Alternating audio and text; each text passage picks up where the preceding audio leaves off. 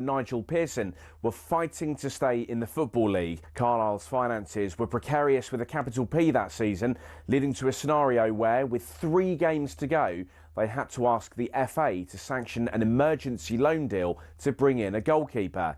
Swindon Town's Jimmy Glass arrived at the club. His efforts in his first 2 games earned the Cumbrians 2 draws. Those vital points meant that Carlisle went into their final game of the Division 3 season, now League 2, needing to beat mid-table Plymouth Argyle in front of their own fans and hope their relegation rival Scarborough didn't win against Peterborough at home. The game at the McCain Stadium finished 1-1, and with the same scoreline at Brunton Park deep into injury time, Scarborough's fans invaded the pitch en masse, believing their Football League status was secure, convinced they'd done enough to stay up. However, there'd be one more plot twist. Carlisle won a corner in the dying seconds, and up came Jimmy Glass. In one of those you couldn't make it up moments, Glass scored from a rebounded header and was promptly swamped by teammates and thousands of fans who quite simply couldn't believe what they'd just witnessed. As for Jimmy Glass, he became an overnight celebrity, but he never played for Carlisle again, and his playing career never really kicked on after that defining moment.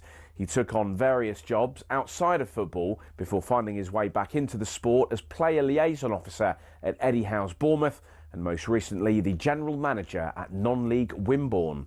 Not the fairy tale ending to one of the most Hollywood moments in football, but the name Jimmy Glass will live on forever as the scorer of that goal, arguably the most important in any club's history.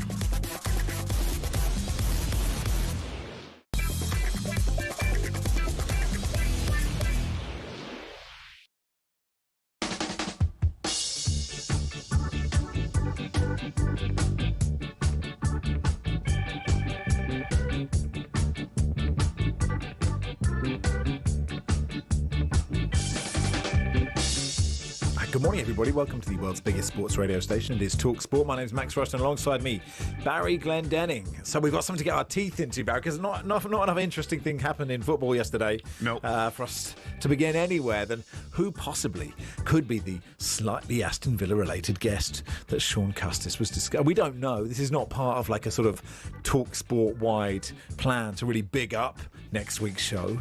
I just don't know who it might be, and it was a bit of a tease. I used my time during Amelia's news bulletin, to draw up a short list of who I think the could be guest might be who's tenuously linked to Aston Villa. Yeah, because my first thought was Prince William, but that's too Aston Villa, isn't it? Okay, I mean, that's basically Unai Emery, isn't it? Matt has said Alan Wright. Now, it could be Alan Wright, but he is very Villa, and also, and this is with all due respect to Alan Wright, would you give a week of teasing for Alan Wright as a guest? Oh, I mean, we don't.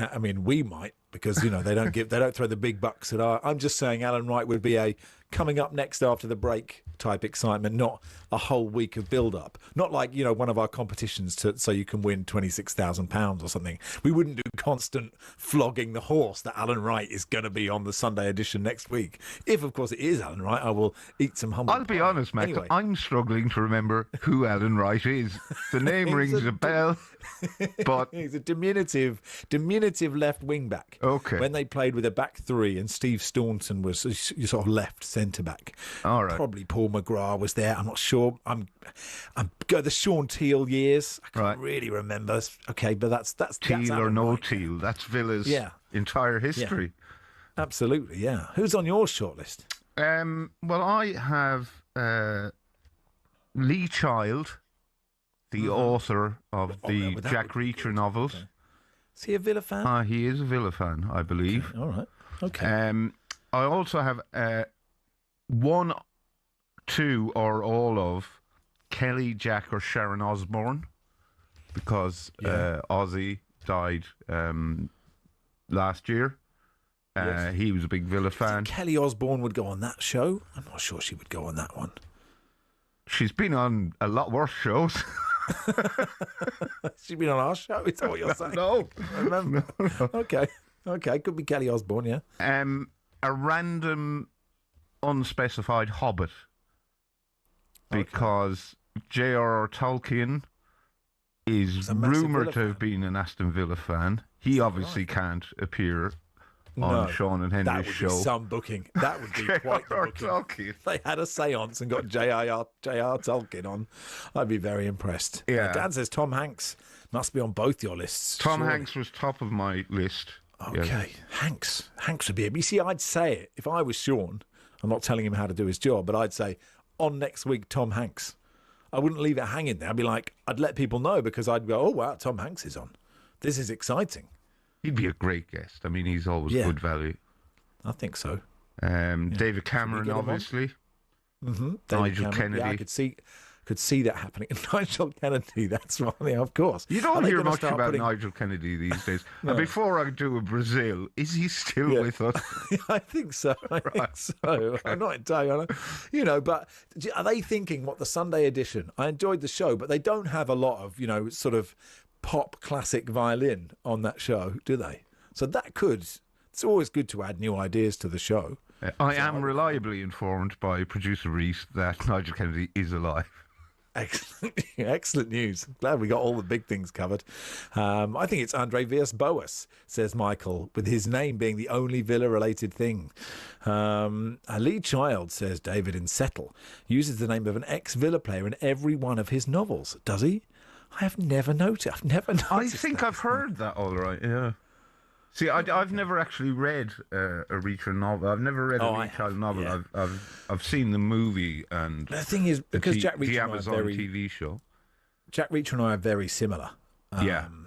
So, we just wear the trousers that we're wearing till they run out. We don't have any commitments. Nothing keeps us tied to where we are. We just go from the next town to the next. Doing the right thing, but perhaps not in the right way. In many ways, I'm Jack Reacher. Lee Child may have based Jack Reacher on me. I'd say there's a very good chance. Yeah. 6'5" of pure muscle. That's it. And I can survey the sea. I've established with Charlie I can knock anyone out. So it's very likely. That's possible. On a different note, Ryan says, Max, please talk about those spineless, gutless, pathetic, weak bottle jobs Arsenal. They're absolutely terrified of winning. They make me physically sick. Arteta out. Do think in the list of teams that aren't doing so well at the moment, I would say Arsenal are quite low down on the order of fans who are at the moment legitimately allowed to be annoyed with what's happening at their football club. I would say, Ryan, it's probably all right. I mean, far be it from me to suggest people who ring in the phone-ins have perspective, because that would lose a bit of what happens on the phone-ins. But I think Arsenal are okay. How many points clear at the top of the Premier League are Arsenal? 8? 7. Is it 8? 7. 7, but they blew a chance to go 9 points clear, Max, by failing to beat Nottingham Forest. Well, I'm aware of this, yeah. So it's not a reason for Arteta to go. Well, is that listener calling for his head? Yeah, I think so. Oh, okay. Yeah. If it's Nigel Spink, I'll be listening, says Martin. AJ in Suffolk. Hi, Max and Barry. Only 8 minutes into the show, you've already mentioned trousers. This is going to be a great show, says AJ. Thank you. Jerry says, is Barry Glendenning still alive? How dare you? I think you've started the show with on a great level today, Barry. Well, I've had 3 weeks to think about it, Max. How I'd start the show. Right. Yeah, Gaz says, thank God you're back. I've missed the last 2 weeks. What have you both been doing? The last 2 Sundays from Gaz. Oh, well, I mean, if you really want, what did you do the last 2 Sundays? Feels like not that interesting a question to me. I think because we were bumped off for FA Cup football. I was probably watching FA Cup football. I normally wouldn't run on a Sunday because I'm, as you know, I may have mentioned this, but I am running a half marathon in April. Barry Glendenning just giving. And so the last 2 Sundays, I went for training runs. Oh, okay. So I think I used my time productively. Sorry, Matt says the killer in the last Jack Reacher book was Gabby Agbon. Oh, no, it wasn't. You can't have that. You can't. Surely Lee Child is more subtle than, and then Reacher came to the main enemy, and it was Nigel It was Savo Milosevic or Paul Merson. Rupert Bell supports Villa, says Mike and Balls. You can't tease Rupert Bell being on TalkSport for a week. Surely we're not struggling that much. Paul says, I thought Tom Cruise was the worst choice to play Jack Reacher, but you have surpassed that. Yeah. Thank you, Paul. I suspect if you dig deep enough, everyone has a tenuous link to Aston Villa. It could be anyone in the world. Yeah. Yeah, well, now you put it that way. 6 degrees of Savo Milosevic. The 6 degrees of Savo Milosevic. Is this the game we're playing? Oh. You could tell us your tenuous link to Aston Villa. We will take those, please. 81089 at Max Rushden, at Barry Glendenning. You're not on X. I'm about to leave, Barry. I think I'm about to go. Oh, really? Yeah. But I don't, as you said, don't just tell everybody. No, I'm just telling the radio station. Yeah. I'm telling the listeners. I'm just thinking it's on my mind. Just leave. Do an Irish goodbye to X. Just don't tell anyone. Just slink off. Don't make a fuss. Mike says, on the subject of Ryan calling for Arteta, said, if we're talking about managers who should go, Keith Andrews' defeat yesterday dropped us 2 places to 7th. Unacceptable, says Mike. Yeah, keep those coming as well. I think Regis Lebris needs to leave Sunderland. I thought they made heavier weather than was called for of beating Crystal Palace yesterday. Crystal Palace are on their knees. Sunderland only beat them 2-1. Lebris out. Septimus McClonk says, this is what I tune in for. Learning. He said, I've learned that J.R. Tolkien is dead. Nigel Kennedy isn't. Keep up the good work. All right, we'll do a Premier League review in just a second. This is the warm-up on TalkSport with Travis Perkins doing what matters for the trade. Find out more at travisperkins.co.uk or download the app.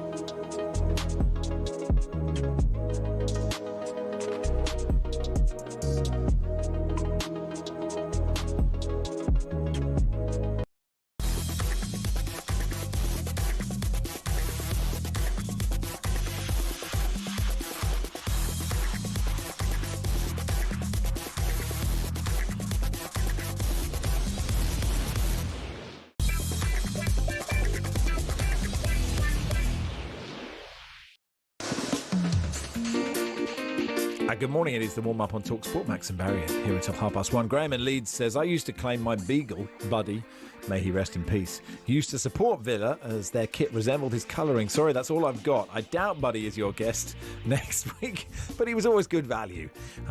Sorry, a beagle that was claret and blue? Apparently so, yeah. A blue beagle. I'm not having that. Okay, fine. Beagles generally tend to be kind of browny, blacky and white. Okay, all right. Kieran says, my tenuous link to Aston Villa would be that I have a Muller rice every day for my lunch. Harking back to their wonderful sponsor of the late 90s and early 2000s. Also, my dad owned a Rover. Does that count? I'm not sure. Anyway, keep those coming, please. Let's do a Premier League review. It was an eventful day in the Premier League yesterday, wasn't it? Here, have a listen to this.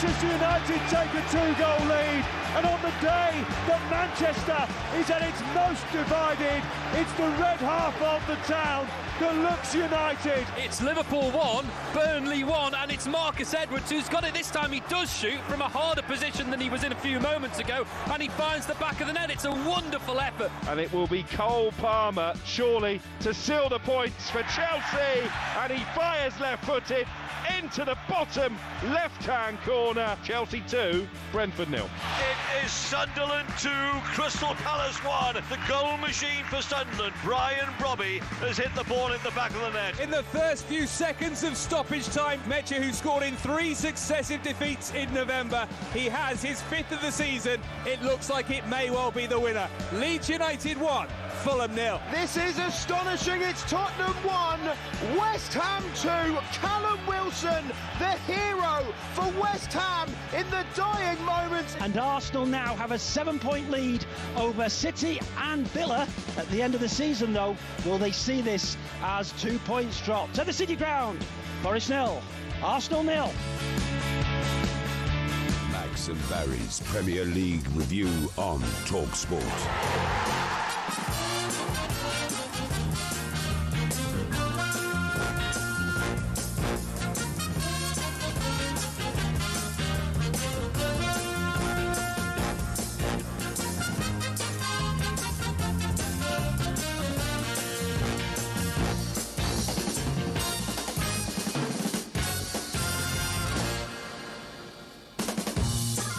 Peter in Woking says, excuse me, you two. Arsenal drew away from home yesterday and you're slagging them off, but City got stuffed by their useless neighbours and no one on TalkSport even thought of calling them out. Wrong. That wasn't us. It was a listener, Ryan. But we can start with City getting stuffed by Manchester United. I think that seems the right place to start, Barry. They were brilliant, Manchester United. And I almost didn't mind Manchester United winning a football match. You know, it's gone that far in how long they've been bad. I was sort of willing them to do well. I was willing the Carrick to do well. I was willing Kobbie Mainoo to do well. Harry Maguire, to see, Ahmad and Mbeumo come back and play brilliantly. I just thought, fair play. It was a great performance. It was a great performance, and I wonder, I'm not a Manchester United fan, but if I was, I'm not sure how I'd have mixed emotions about that performance, because I'd feel great because they've played that well for the first time. As long as I can't remember the last 2013. time. Yeah, possibly 20. Yeah, it's their best performance for 13 years. I would also be going, well, I think that performance is really a damning indictment on their very half-baked efforts for the last at least 18 months, if not longer. Obviously, it was amazing. I mean, they won 2-0, but it was an absolute humiliation of City. They had 3 goals disallowed. They hit the woodwork twice. Gianluigi Donnarumma was City's man of the match, although it was a low bar in terms of City performances. What a hiding. And I thought United might win the game because they do tend to be able to rise themselves for those big occasions, but crikey, I did not see that demolition coming. No, I do think, I don't know if you... they definitely deserved it. But when you look at this game and you look at Tottenham and you look at Liam Rossini at Chelsea, and you sort of think, clearly you have to be good to manage at this level.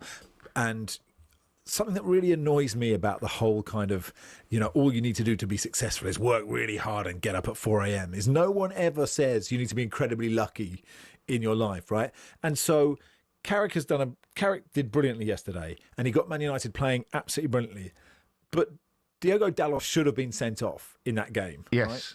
Like, it's a straight red. And if he gets a straight red, this whole thing is totally different. Well, they may have won, but this whole thing is completely different. So for him to get that slice of luck where someone in the VAR said he glanced, who was it? Was it Semenyo's knee or something? That is, they said up most of the day, but Doku's. he went, it was a Doku, sorry. It went into Doku's knee, and it's like, that is such a bad challenge, and that's such a red card. And I'm not saying that because I totally agree with you. I thought Manchester United played brilliantly, and they were so devastating on the counter. And you're right, I've not seen this for so long, right? And it did sort of take you back to the old days of Man United being good and sort of swathing people aside. But if that red card happens, it's a totally different football match. Carrick probably has to stand there and look sad, and then they cut to Sir Alex looking sad, and it's a totally different conversation. Yeah, well, we can only speculate as to what would have happened if Dalot had been sent off. I think everyone, apart from the people whose job it is to make the decision, pretty much agrees that is a red card. I mean, yeah. Even Roy Keane agreed it should have been a red card. Who knows? There's every chance United could have won anyway, because City were that bad. And you could argue, Haaland had one of those games where he might as well not have been on the pitch. So in effect, they were playing with 10 men. I know he still takes a lot of looking after because he's a big hulking lad and you have to keep an eye on him. But he hasn't scored now from open play in 7 games. That's weird. That's a worry and a concern for City because he's so good. For any striker, 7, right, he got a penalty and penalties obviously count. But for any striker for the goals to dry up like that from open play is a bit of a concern. But for him, that's just weird. So you wonder what's going on there. And he wasn't happy about being taken off either, was he? He got a right shock. Yeah. But they did, you're right. They played so well. Like, the move for the first goal is so nice. A touch from Mbeumo to take it past, I can't remember who it was. The run, the finish was perfect. And then actually you saw that with the second goal. And it seems so mad at this level to say one team wants it more. But Dorgu really wanted that more than Rico Lewis. And you're like, that is... And I think you make a good point about how hard this team have been playing. But I suppose it is a manager's job to motivate a team to be good or not be good. And... I had an interesting chat about DNA with Stuart Pearce and Charlie Bagg. I still don't think any club really, all the clubs want I to do heard the same this, thing. yes, yesterday. Yeah. But I've been really thinking about this. And they were saying, no, every club has its own... Sorry, I heard this conversation and I was... Yeah. I'll be honest, Max, I was surprised and a little disappointed that you didn't know what DNA stands for. Okay. I expected better. Okay. Tell me what I probably do at the back of my mind know what it means. Deoxyribonucleic acid. Okay. Well, maybe no one likes a SWAT. I'm not a SWAT. Well, that's the whole thing. Okay. I remember that from school, like secondary school. Good for you. Basic biology. But I was thinking about the conversation, which is, does every club have its own specific DNA? And I don't think it does. I think every team, every fan wants their team to win and play good football. And, that is, every city might have, and that's slightly different. But actually, it doesn't matter that the DNA doesn't exist, because we all want it to exist so much that you do, if you give the job to somebody who used to play for that team, you will them so much more. So, if Thomas Frank gets the boot today and they go and get Ledley King to be manager, right, there will be this kind of, we really want this guy to do well. So you give yourself time, and fair play to Michael Carrick. I thought, he did everything right, and I was very pleased for him. But I still think I'm right about the DNA thing. But I disagree with you, actually. I'm with Stuart on this one. Okay. I do think not just football teams, but just sports teams in general have their own DNA. In Ireland, my local hurling team, Offaly, my county, they have a very specific way of playing hurling. That's their DNA. You watch a team play, that is Offaly. I think it might just be coincidence that it was good. That's how something happened at one point, and so everyone harks back to this thing. So it's more history. Anyway, I don't need to have this conversation again, and maybe everyone will think I'm completely stupid and wrong. But I think the fact that you don't know what DNA mean or stands for renders your opinion invalid anyway. Okay. It's invalid about many things. Okay, it is the warm-up on TalkSport with Travis Perkins. Do what matters for the trade. Find out more at travisperkins.co.uk or download the app. We'll do more Premier League review in just a second.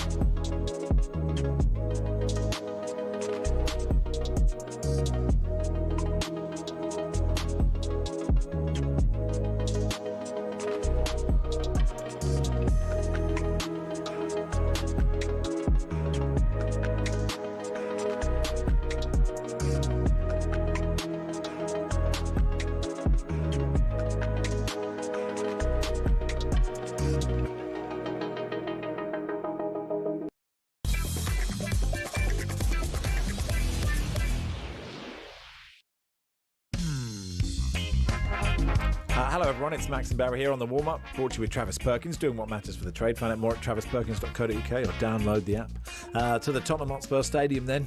Okay then, Barry, worst West Ham run for 19 years, 10 without a win. Hello, Dr. Tottenham. Yes, Dr. Tottenham will see you now. Do you know who Tottenham have got next in the Premier League? Burnley away. Oh, dear. Oh, lovely. It's agony. It's just agony. And then I saw someone saying the Victoria line stopped working. You think these poor Tottenham fans, it's hard enough to get home from there anyway. And you're just sat there on the Victoria line having watched that. Oh, and they are not good. I think Frank has been unlucky. And I think luck does make a difference. He's been without all these players. And, they had a couple of chances late, a bit like the Bournemouth game. And they could have won this game. They end up losing it. But I don't know, by all accounts, the hierarchy is sort of split on whether, he should keep his job or not. And I'm not sure he could complain if he did get the boot, personally. I don't think he could. I think he could point to the fact that he I don't know if it's to his detriment, but he never mentions the fact that he is without all these players who are injured and have been injured long term. Kulusevski, Maddison being the main two. He never mentions that. He's one of those managers who doesn't make excuses. He just gets on with it, or tries to get on with it. If it was a certain Australian who was in the job before him, you would never hear the end of how absent James Maddison and Dejan Kulusevski and, until recently, Dominic Solanke. You'd never hear the end of the fact that they were injured and absent. See also Eric Ten Hag, who was a great man for an excuse. But look, you just have to get on with, work with what you've got, make the best of it. And I agree with you. I don't think he is making the best of it. I was going to say Spurs fans are patient. They're not patient. They're very impatient. I think it might be a North London thing because Arsenal fans are quite impatient as well.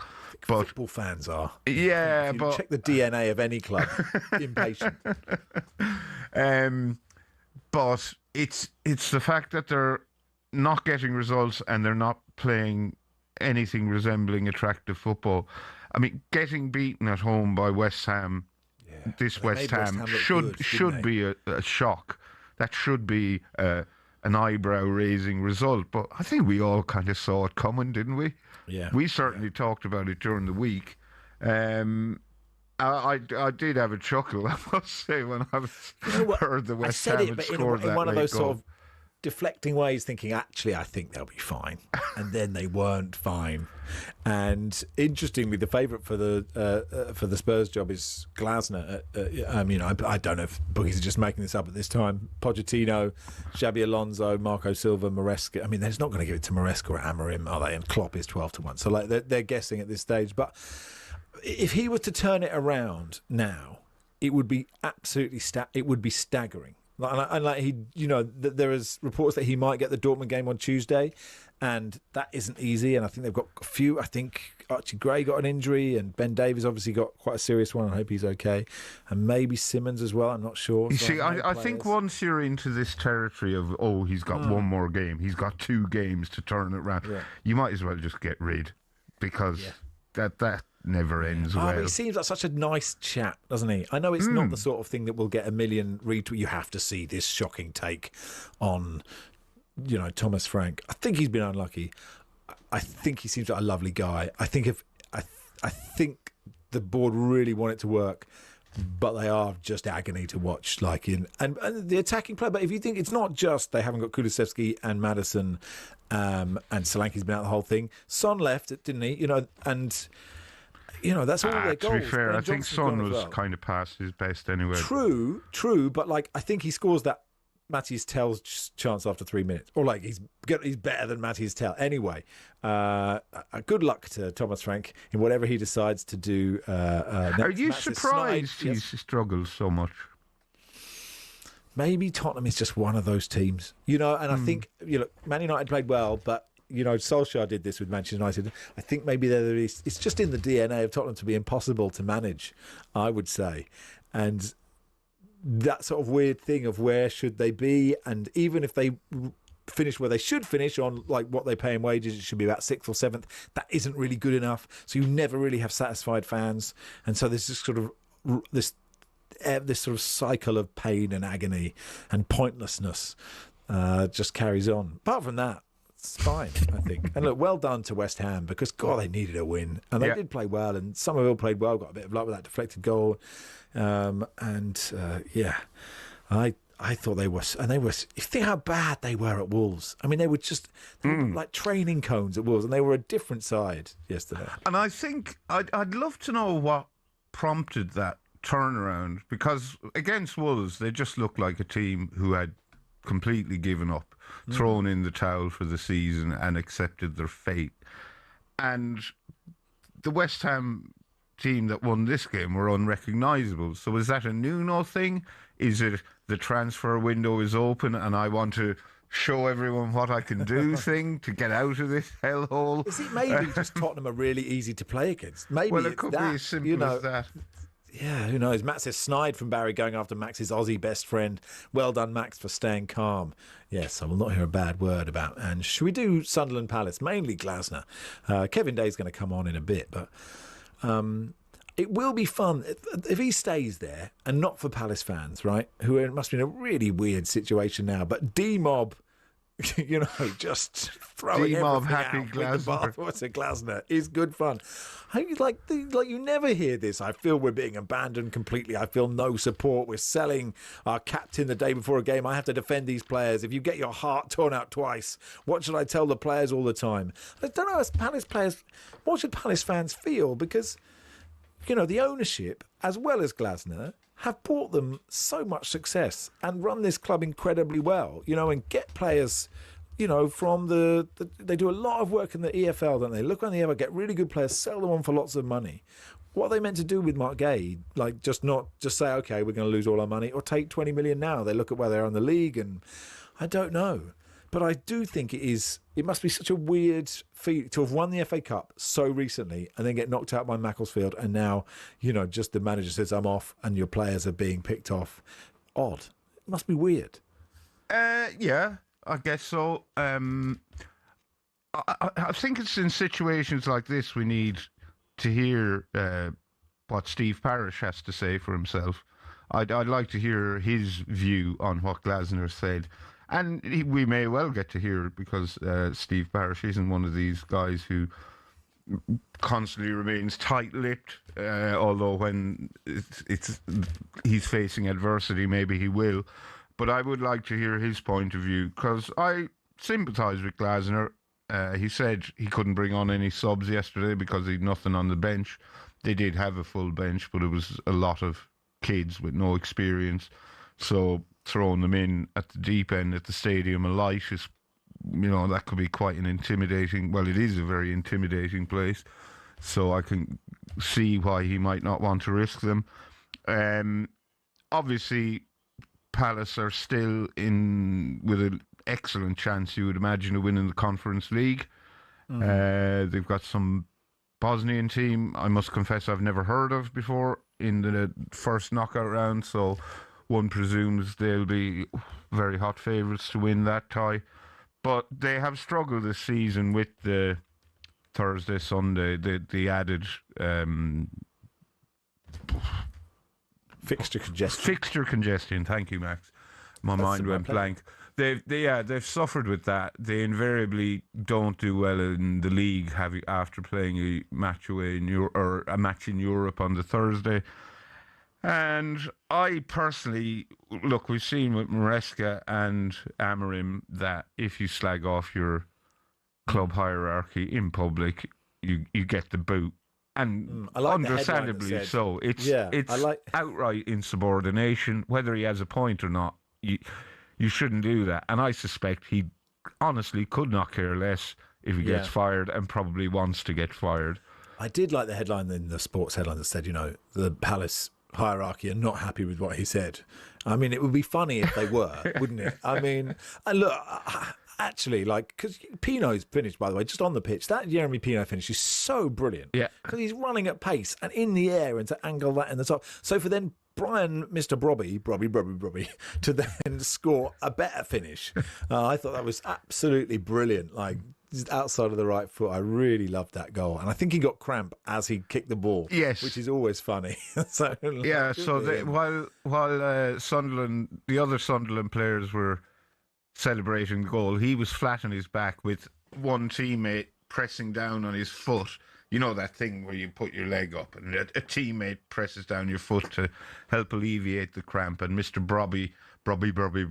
I have a real problem with that. Him and Rayan Shirky. Anytime a commentator says Shirky's name, if I'm on my own at home watching the game, I immediately shout, Shirky!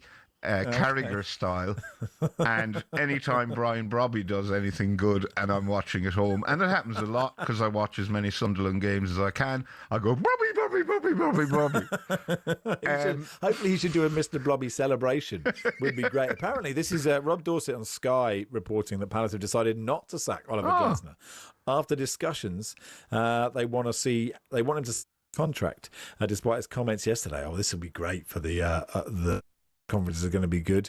Parish wants to sleep on it, apparently. He will have slept on it by now, won't he? This text says, surely Barry had left school when DNA was invented. Thank you so much. Chris, rolling out another worn-out cliche, not knowing what it means. Science is important, and rightly so, says Chris. Nige the Imp says, the dying verdict for Thomas Frank is how well Brentford are doing without him. Is a reasonably good point, I think. And some other texts that I haven't read yet, so I'm just going to check that they're not sort of Urban Dictionary. Anyway, so this is what it says. TalkSport understands. This is a sentence I've been sent. TalkSport understands direction of travel is that he's staying. What's this? I mean, that's the direction of travel. We think he's going to stay, is what we're trying to say. Well, surely if he's staying, then there is no direction of travel. No, he's no one's going anywhere. There's no journey. Maybe Parish is keeping him just out of spite. He knows Glasner wants him to fire him, and he's not going to. But the thing is, I think with Palace and Spurs, say even if Spurs decide they want to get rid of Frank, unless there's a danger of Tottenham being relegated under him, which there isn't, I don't think,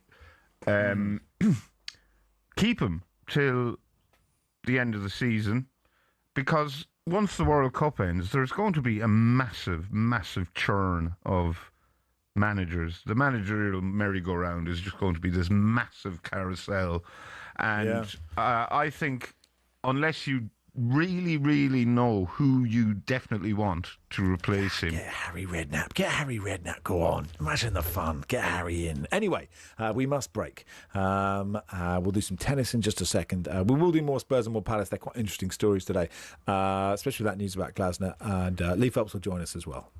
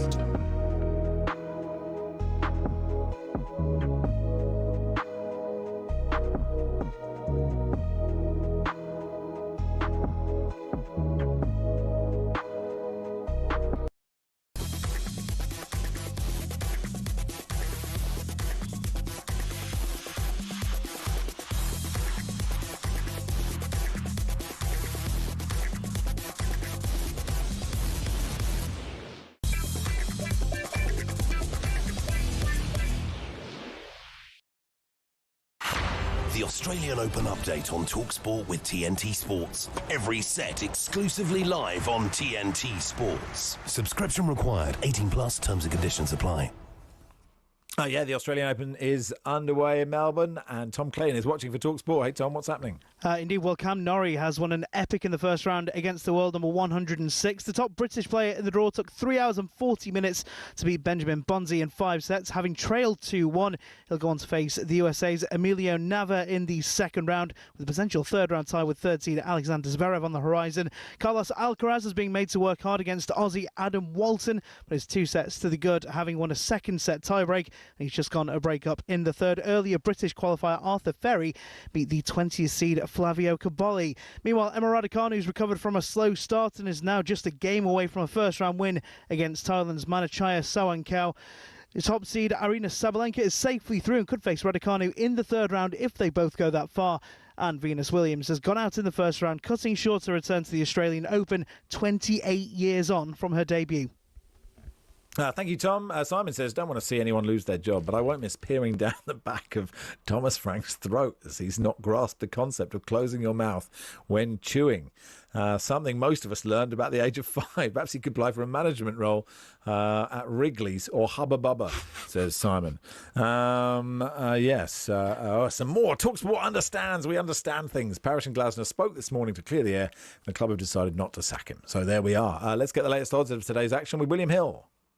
In the Zone on TalkSport. Brought to you by Final One Standing. New from William Hill. 18 plus gambleaware.org. Terms and conditions apply.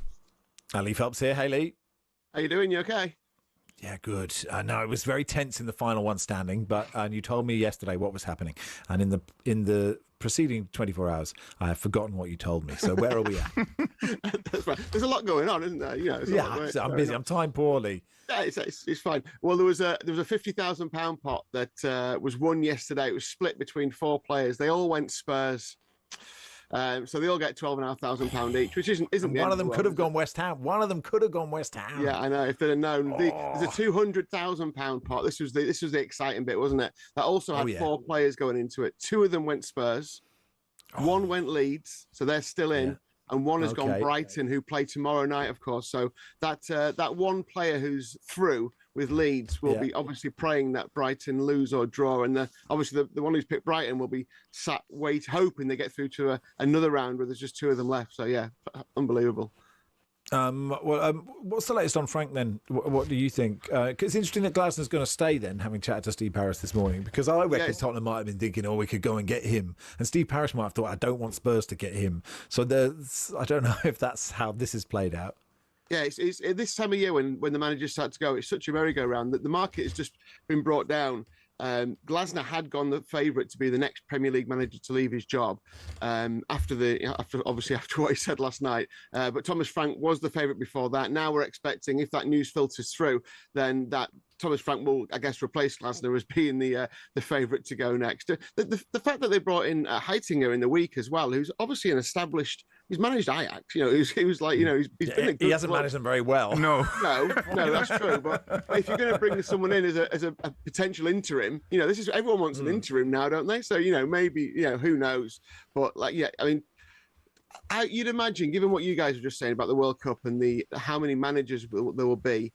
I mean, what are they going to gain, Tottenham, by sacking Thomas Frank now, I guess, rather than just wait until the end of the season if they want to do that? Slightly better football, I guess. Better football, winning some football matches, possibly. Yeah. I'm not against him staying. I don't think it's going to dramatically change what Tottenham do ever. I just think it's just eternally. This is how it will be. What have yesterday's results done to the title race and Man United's chance of getting the Champions? It was quite interesting stuff that happened yesterday, I think. Yeah, it was a great day of football, wasn't it? I mean, Arsenal went 1-6 after Man City lost, but 1-5 after drawing with Nottingham Forest. So 7-point gap. The healthy favourites to win the title. Still City 5-1. Aston Villa are 20-1.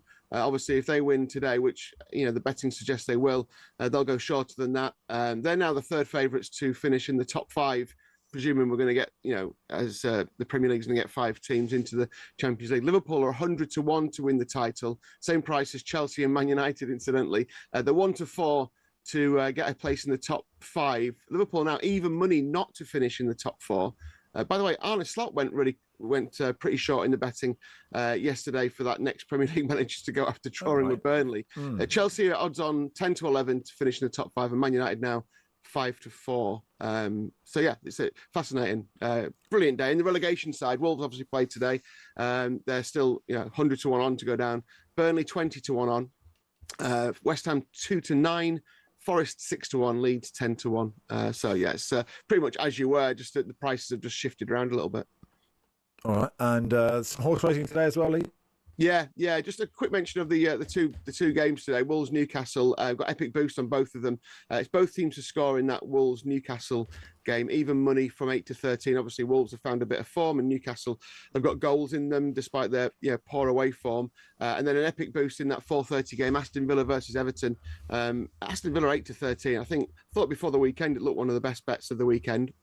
My favourite bet was Sunderland to beat Palace, which is nice to get one in. And Sunderland, I know you guys have spoken about them, but fantastic. Obviously, beat Everton on penalties in the cup. They've gone off the boil. Everton 1 win in 7. Aston Villa could go shorter for the title if they win this. Of course, the epic boost is Villa to score in the first half, which has happened in the last 3 head-to-heads at Villa Park between these two. Evens from 4-6. There's also an epic boost in the AFCON final as well. Morocco to score first against Senegal. In the 90 minutes, that is 5-4, the price for the boost. And yeah, the epic boost in the horse racing at Windsor, weighed out to finish in the first 3 in the 120. Won at Cheltenham in November, staying on strongly there. So a nice epic boost in the race. And we've got ACCA boost available on your football as well. Plenty to go at. Snooker, NFL, Australian Open. Great day of sport. Good stuff, Lee. That's coming on. Thank you. Thanks, Luke. Lee Phelps there. Jim says, Barry's done me like a kipper here. I will now also be shouting, Shaggy, whenever I'm sat on my own or with others. Another one, Phil in Suffolk says, when the commentator says 1 Bissaka, have a go and say 2 Bissaka, 3 Bissaka, 4. If there's any other player that, you can't help yourself. I literally cannot help myself. You're right with Brian Robbie. I just can't do it. Robbie. So it's really, it's like doing a Bob Bub impression. It just makes you happy. Anyway, that was the I wonder, does Brian Robbie know who Mr. Blobby is? Someone must have, because he's Dutch. He probably isn't familiar with Noel's house party. Unlikely. We'll find out. Anyway, that was the latest odds brought to you by Final One Standing, new from William Hill. Terms and conditions apply. 18+, gambleaware.org. In the Zone on TalkSport. Brought to you by Final One Standing, new from William Hill. 18+, gambleaware.org. Terms and conditions apply.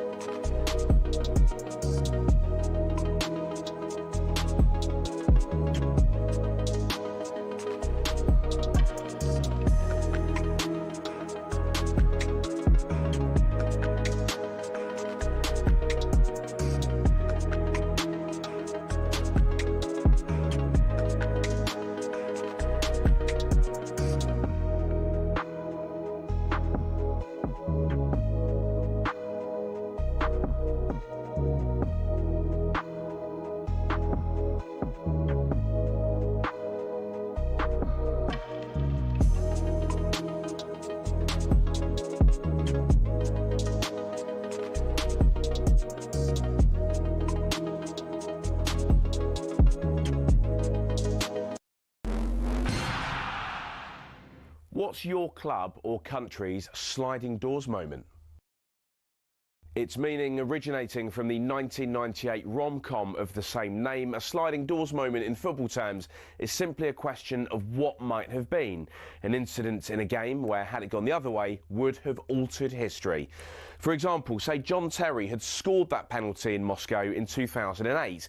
Chelsea would have been European champions and Avram Grant would have the biggest medal in continental club football to his name. It stands to reason then that he would have stayed at Stamford Bridge for a bit longer, meaning that Luis Felipe Scolari wouldn't have got a look in. Would he have done better than the World Cup winning Brazilian, who only lasted till February the following year? And could he have improved upon Chelsea's third place finish? And as for United, who won the title that season, would defeats in that Moscow final have led to Cristiano Ronaldo leaving the club for Real Madrid a year earlier? And would that have meant that Rafa Benitez's Liverpool won the Premier League instead of them? That's a pretty big butterfly effect, all from one missed penalty kick going the other way. And if you want to dig a bit deeper, there's plenty more that could have been affected. What if Anthony Knockaert had scored his penalty against Watford? We'd have been denied the Troy Deeney moment, sure, but might Leicester have gone on to win promotion to the Premier League earlier than scheduled? And would that have meant that Claudio Ranieri would never make it to the King Power? Would Arsenal or Tottenham, therefore, have been champions in 2016? The most significant sliding doors moment perhaps ever, though, was Paul Gascoigne, Wembley, June 1996. What if this had gone in?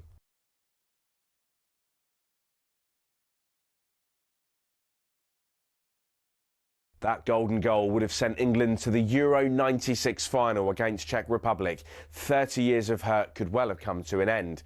There's so many of these moments that could have altered destiny forever. What if Shearer had signed for United? Would Lampard's ghost goal against Germany have kick-started England's World Cup back in 2010? What if Sam Allardyce didn't get bogged down in all that controversy and denied Gareth Southgate the England job? Does make you think.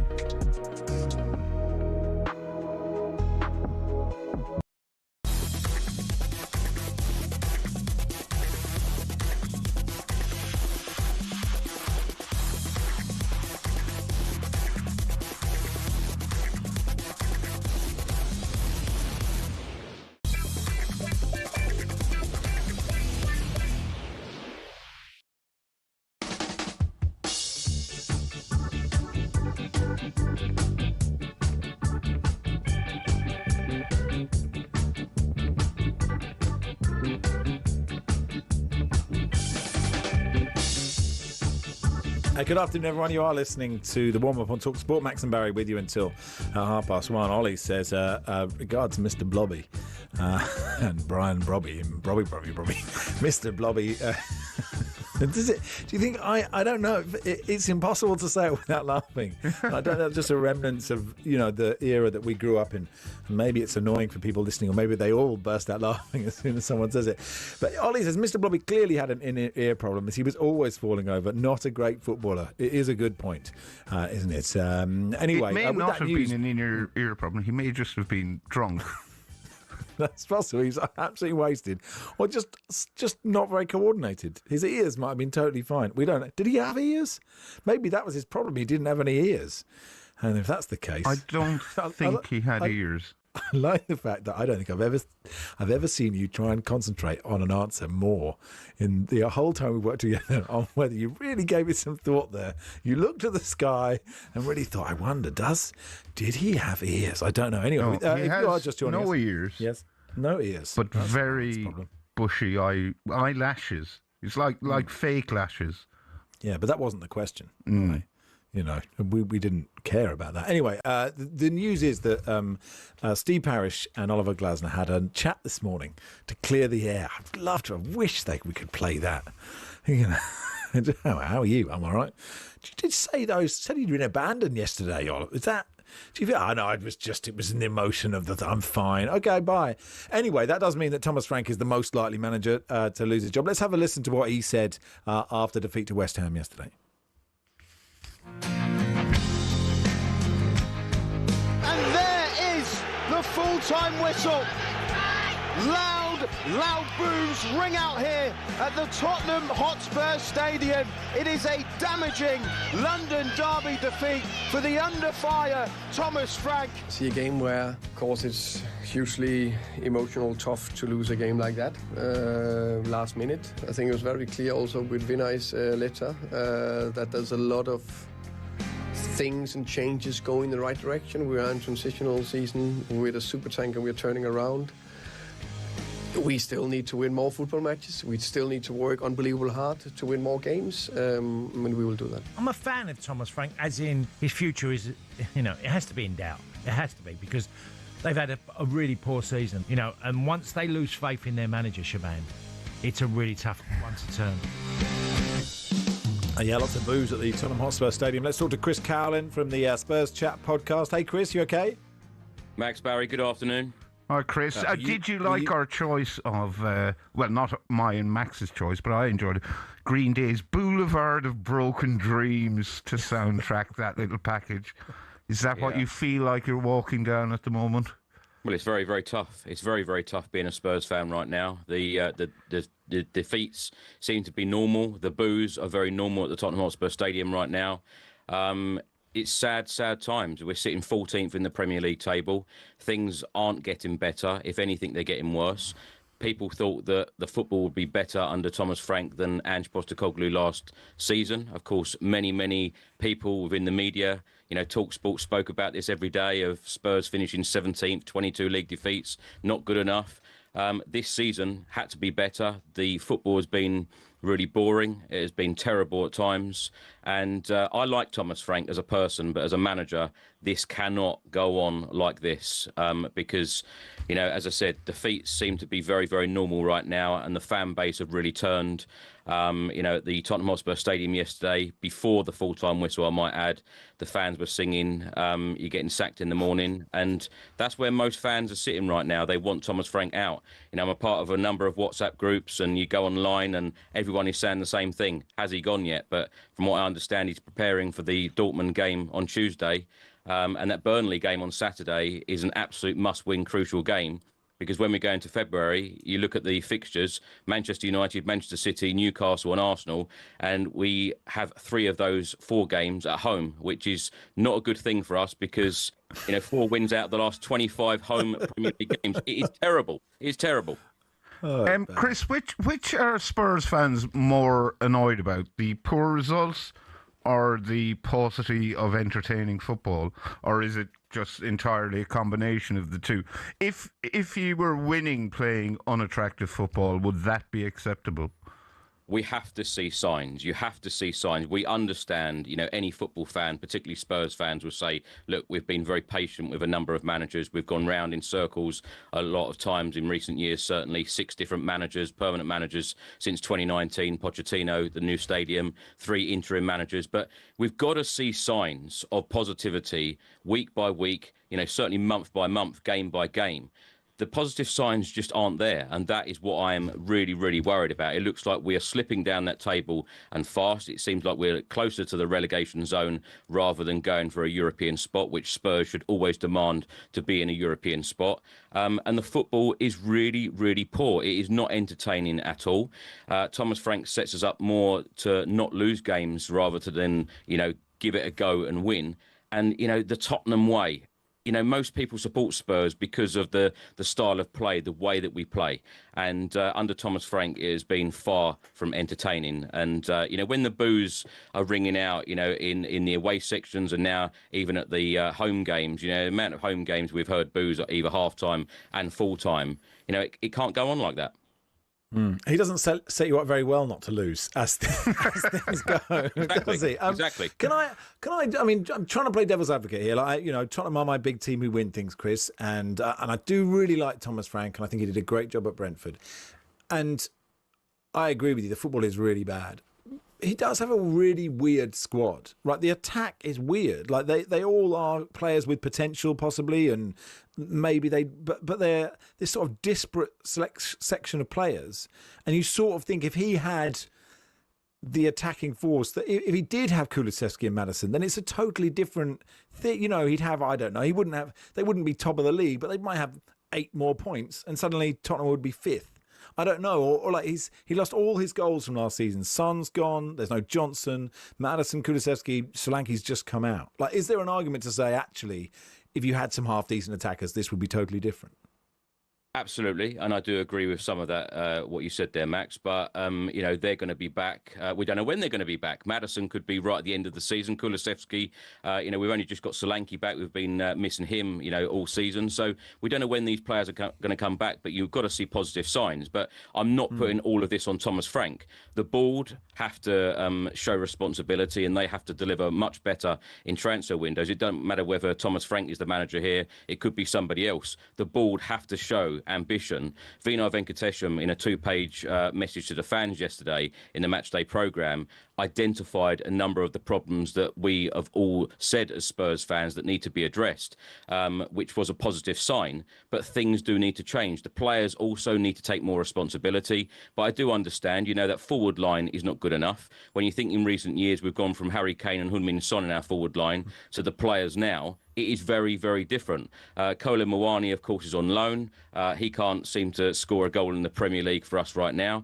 And it is a mixture of problems. It is just not on Thomas Frank. I do believe a manager should be given time and patience, but sometimes you have to just say that some managers don't fit certain clubs. We know that Thomas Frank is a good manager. He's done a wonderful job at Brentford, but this isn't Brentford, and this is a completely different demand and style at Tottenham, and people aren't enjoying it. The fans aren't enjoying it. Thomas Frank isn't enjoying it. The board aren't enjoying it, and everyone is unhappy. Sure. I suspect quite a lot of neutrals and Arsenal fans are totally delighted, aren't they? Would you rather, it's a sample size of 1 in what Michael Carrick has done for Manchester United. We've seen it before with an interim, who knows the club. But would you rather that, the news came out now that Thomas Frank's going, they're getting an interim, and it is Harry Redknapp or Robbie Keane or just, someone with a Spurs connection till the end of the season, and then you'll wait until the World Cup finishes and there'll hopefully be a pick of elite managers? You've hit the nail on the head. Someone like Robbie Keane or Harry Redknapp, someone who understands the club, knows what is expected at Tottenham, and, someone to come in and give the fan base a huge lift because, like I said, this football cannot continue this way. And the other thing that I'd say about Thomas Frank is the amount of times he says positive comments about really poor performances. And when you go back to, some of the games, we've had like 1 shot on target, the XG stats, all of these stats don't lie. And can so many people be wrong? I know there are some, there are a few people out there saying, it will work under Thomas Frank, just give him time and patience. But can the majority of people be wrong?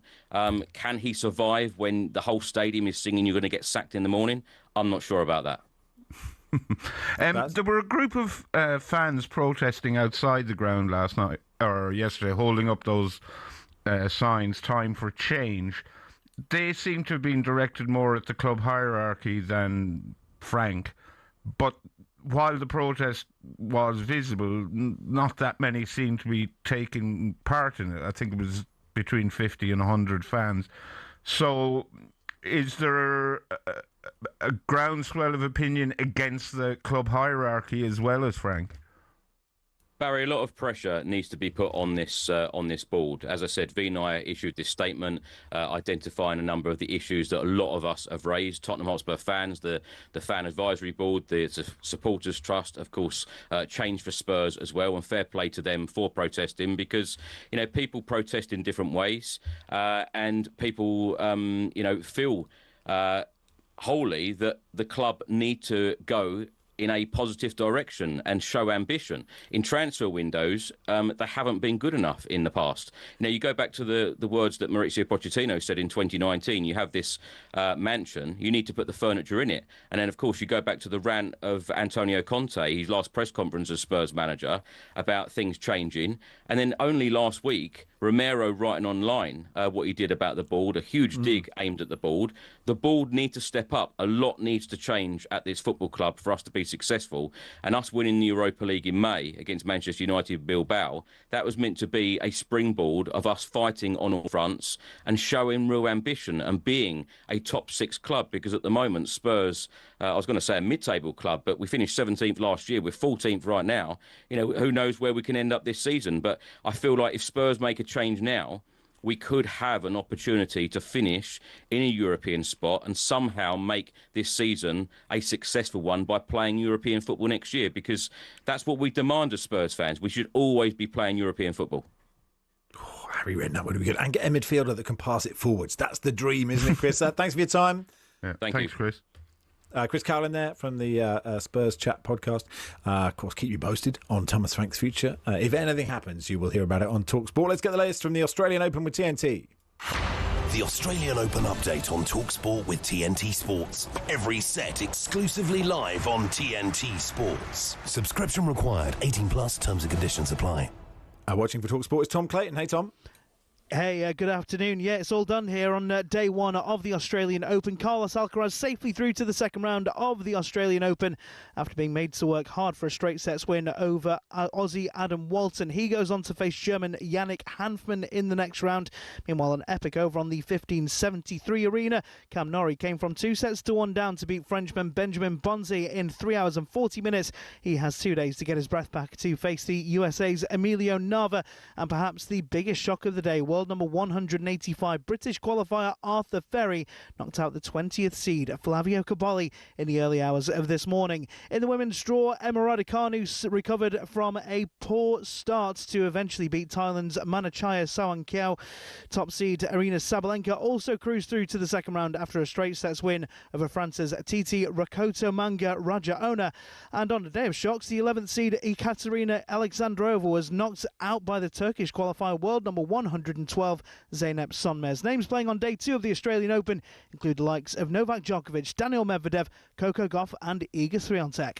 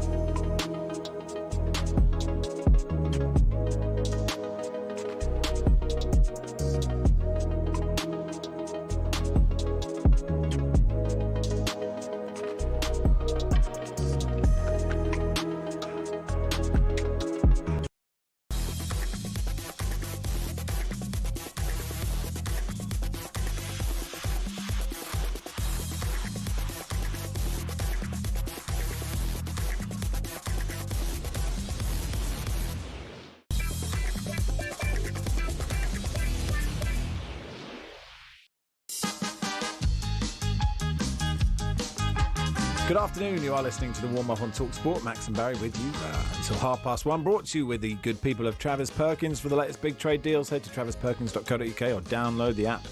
Matt says, I reluctantly just put TalkSport on today as I didn't really want to listen to the talk about Arsenal's missed opportunities to go 9 clear last night. Having heard your last guest talk about Tottenham's current state of affairs, it's made me feel a bit better about myself. Thank you.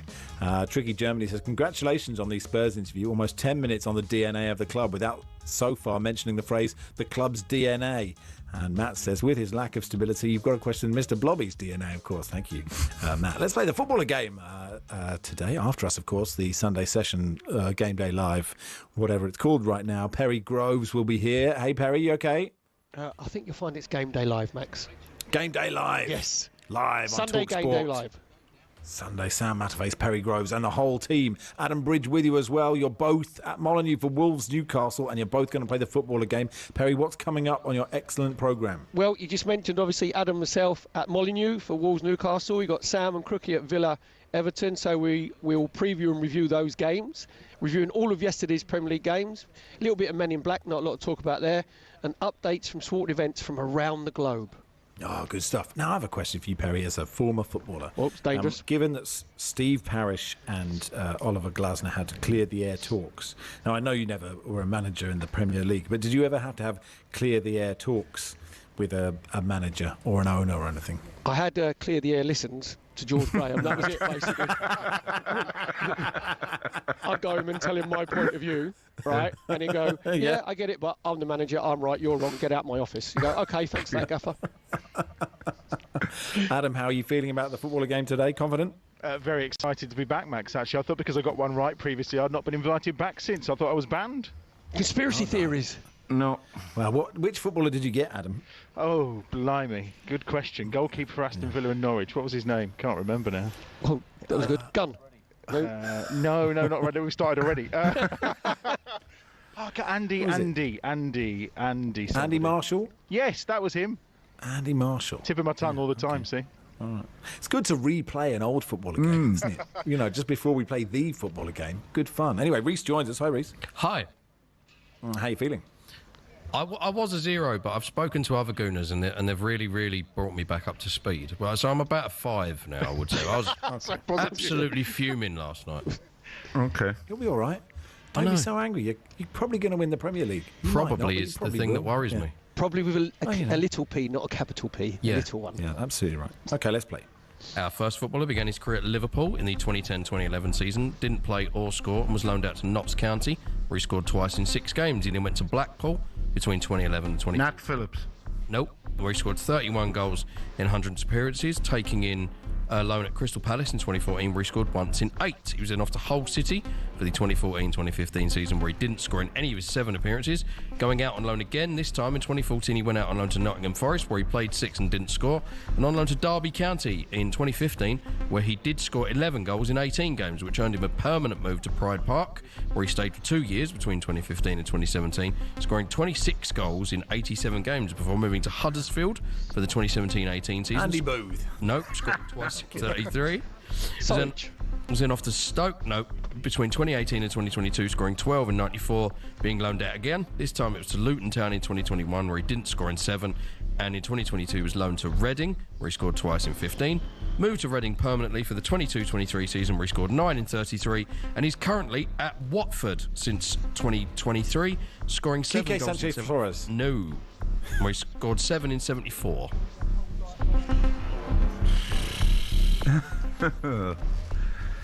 Deary me.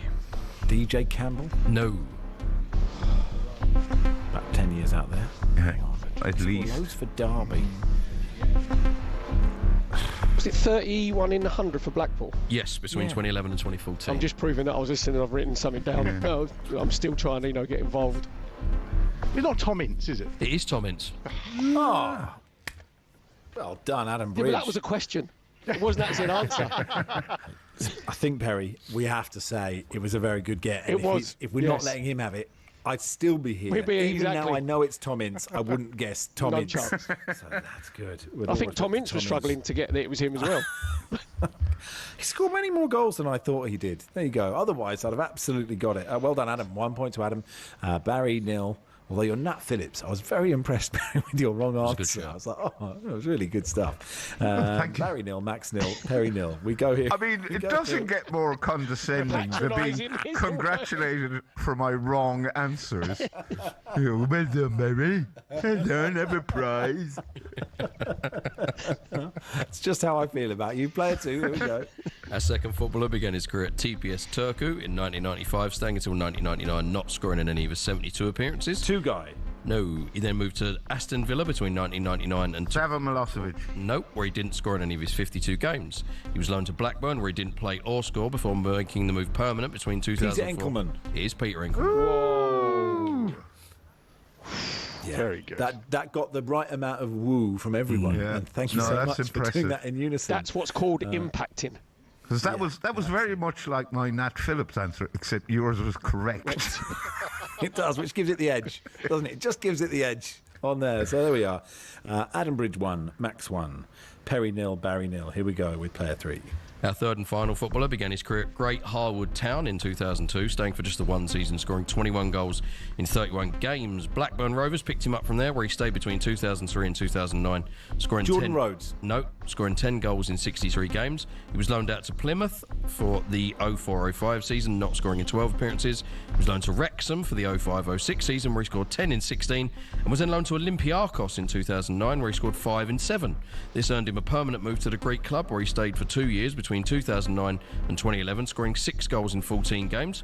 He was loaned back to England with Birmingham City for the 2010-11 season, where he didn't score in 13. He then went on a permanent basis to Nottingham Forest between 2011 and 2014, scoring 8 goals in 44, being loaned out again. This time in 2012 he was loaned to Oldham Athletic, where he scored 4 in 18, and was then loaned to Blackpool, where he didn't score in any of his 12 appearances. He then went to Rotherham between 2014 and 2016, scoring 17 in 69, before moving to Ammonia Nicosia between 2016 and 2020, scoring 62 in 113 games. He was then off to MacArthur FC for 2020-2021, scoring 14 in 25. He was then off to AEK Larnaca for 21-22, scoring 5 in 21, before moving to North East United in India. Adam Lafondra. No, between 2022 and 2023, scoring once in 8. He was then back to England with Bradford City in the... My screen's gone weird. In the 23-24 season, where he scored once in 20, before finishing his career last season at Matlock Town, where he made 4 appearances. Matlock Town. Barry says, DNA of the show, Max condescending Barry. Thank you for that message. Blimey. Who went to MacArthur in 2021? I mean, who did go to MacArthur? Yeah. Who didn't? Everyone who's everyone was going. Why did you go to MacArthur in 2021? Why on earth would we know who this is? That's the question. I've been reliably informed by the young men behind the glass that this is a pure Barclays man. A pure Barclays man. Leroy Lita. No. Good guess. Really guess, well done, Barry. Well done for knowing a centre forward, Barry. Excellent work. See, I've fallen into the trap now. If I thought TalkSport had a HR department, I would be reporting all of you to it. It's all been checked and cleared, Baz. You're saying. What's good here is Matt Derbyshire. It is Matt. Oh, well done, everyone. Well done, Christian in Hull.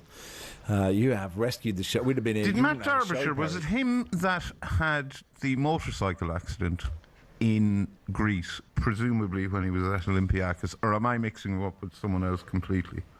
I've absolutely no idea. I think you might be mixing up with Crazy Frog, Baz. Yeah, and it's as you know, Barry, the one thing you know about me, Perry and Adam is we don't know a lot about Matt Derbyshire. So don't ask us any more further questions about Matt Derbyshire. I'd say, hey, thanks for playing, chaps. Well done. Final score. Max 1, Adam 1, Christian in Hull 1, Perry 0, Barry 0. Enjoy your show, gentlemen. Thank you very much. That was the footballer game. Thank you, Reese, as well. It is Max and Barry here on the warm-up, brought to you with Travis Perkins. For the latest big trade deals, head to travisperkins.co.uk or download the app. We'll do some AFCON in just a second.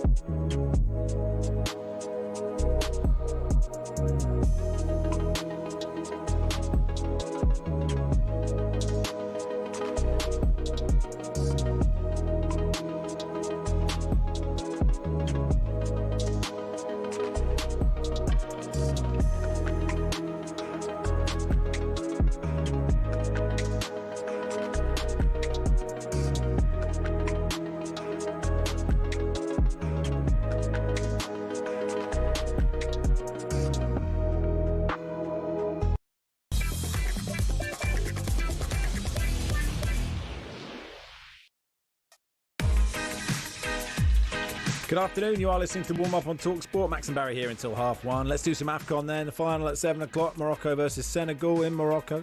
Sasu Obayuwana is a reporter for The Guardian, an observer at AFCON, has been to every AFCON in the history of AFCON. Sasu, how are you? Exaggeration will do you a world of good, Max. I'm good. Yeah. So Senegal, Morocco. Is this the final? I know you wanted Nigeria in the final, but is this are the right two teams in the final? Do you think? Well, in terms of technical quality and in terms of creating what will be a dramatic finale to the tournament, then yes. Okay. And we are certainly not going to be lacking drama this evening. Sure, because the semi-finals were hard. They were tense, but it wasn't the beautiful game necessarily, Sasu. Well, no, but if you look at the teams involved and the gaps between them are rather narrow. And so it's the team that pays attention to the minute details that normally wins. In Nigeria's case, I think Nigeria suffered greatly from the absence of the former Leicester defensive midfielder, Wilfred Ndidi, the captain. I think his absence totally changed the Nigerian team's shape and tactical plan, and they really struggled to cope with that. I think if he had been in the game, it would have been a different result. But, it is what it is, and we have the final that we have. Sasu, Senegal are very unhappy with the way they feel they have been treated in the build-up to this final. They got the train. We saw footage of them arriving at the station in Rabat. There was no real security, loads of civilians milling around asking for selfies, and they looked a bit intimidated, and I suppose had every right to be. Then they weren't happy with where they were sent to train. Are they being treated unfairly, or are they just complaining for the sake of it? Well, I have to say I was surprised that they arrived at the train station with such a huge crowd outside, because there are security implications that go with that. Normally, you would expect that they would be taken off a train, there would be security procedures to get them into a coach, take them to their hotel. So I think the organization could have been better. Obviously, the Senegalese were not happy with what happened, and they wrote a long letter of complaint. And even when we spoke with the coach, Pap Thiaw, yesterday morning, he didn't hesitate to express his displeasure with the way things were handled by the local organizing committee and CAF. You've been to a lot of AFCONs, Asasu. Jonathan Wilson's written an interesting piece in the Guardian today saying, look, the sense so far, he says, is of a cup of nations that's been almost too slick, too polished. Like we've seen the infrastructure around Morocco has been like really impressive. The pitches in the stadium, the World Cup's coming there, of course. The reputation of a tournament is based not only on quality but on intrigue and drama. And despite a few moans about refereeing, there's not been much of that. Do you think Wilson is right? Please say he's not, because me and Barry are very happy to hear when Wilson isn't right about anything. Well, to an extent, he is right, because the timing of the AFCON has not helped the ambience of the tournament. Everybody has been complaining that they've been poorly because of the constant exposure to the cold. We don't play AFCONs in winter. I mean, even when they are played early, they're played between January and March. And when we had the last AFCON in North Africa and Egypt, it was in the summer. So the weather was really, really warm and nice during the day. And then by the time it would be about 5 or 6 p.m. when the sun is down, you have most games on, which suited everything and actually made it a really good tournament. I mean, if they had had this tournament in June and July, I think it would have been exactly the same as it was in Egypt. Who are you expecting to win this, and how much pressure are Morocco under to win as the home side? There is talk that if they don't win this tournament, the manager will lose his job, which seems kind of harsh, but maybe it isn't. I don't know. You tell me, Yosasu.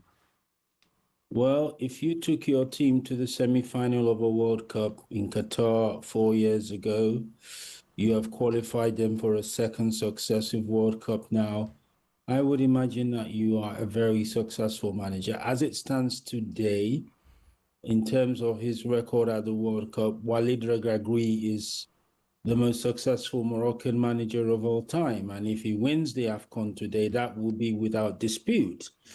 But even if he doesn't win today, I still feel that he has done an incredible job getting them to this point. And I think it would be most unfair for him not to take this team to a second successive World Cup final. I mean, you are playing against a Senegal side with the talismanic inspiration of Sadio Mane, who is determined to win this tournament, which is going to be his last AFCON. So they're not going to have an easy ride to the title. If they want to win it, they will have to earn it. At the start of the tournament, Motsepe, the head of CAF, came out and said, hey, we're going to do this every 4 years, not every 2 years, sort of unilaterally. He hadn't checked with anybody. It's what Gianni Infantino wants. Now, a lot of our listeners, most of our listeners are Premier League fans. And part of AFCON, they will look at the good players in their squad and go, oh, no, we're going to lose him for 2 months. But can you explain why it's important that AFCON is every 2 years and why it is an outrage that this decision has been kind of made unilaterally without going through the proper channels?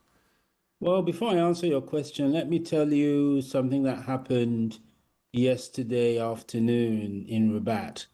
We had a press conference with the CAF president, Patrice Motsepe, and I and him had a bit of an argument, to put it mildly, where he told me to keep quiet twice okay.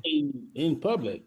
And I was trying to tell him why a 4-yearly AFCON didn't work, explain to him that certain questions regarding the decision haven't been explained. And he even confessed at the end of it that the way and manner in which he put out this announcement was not good.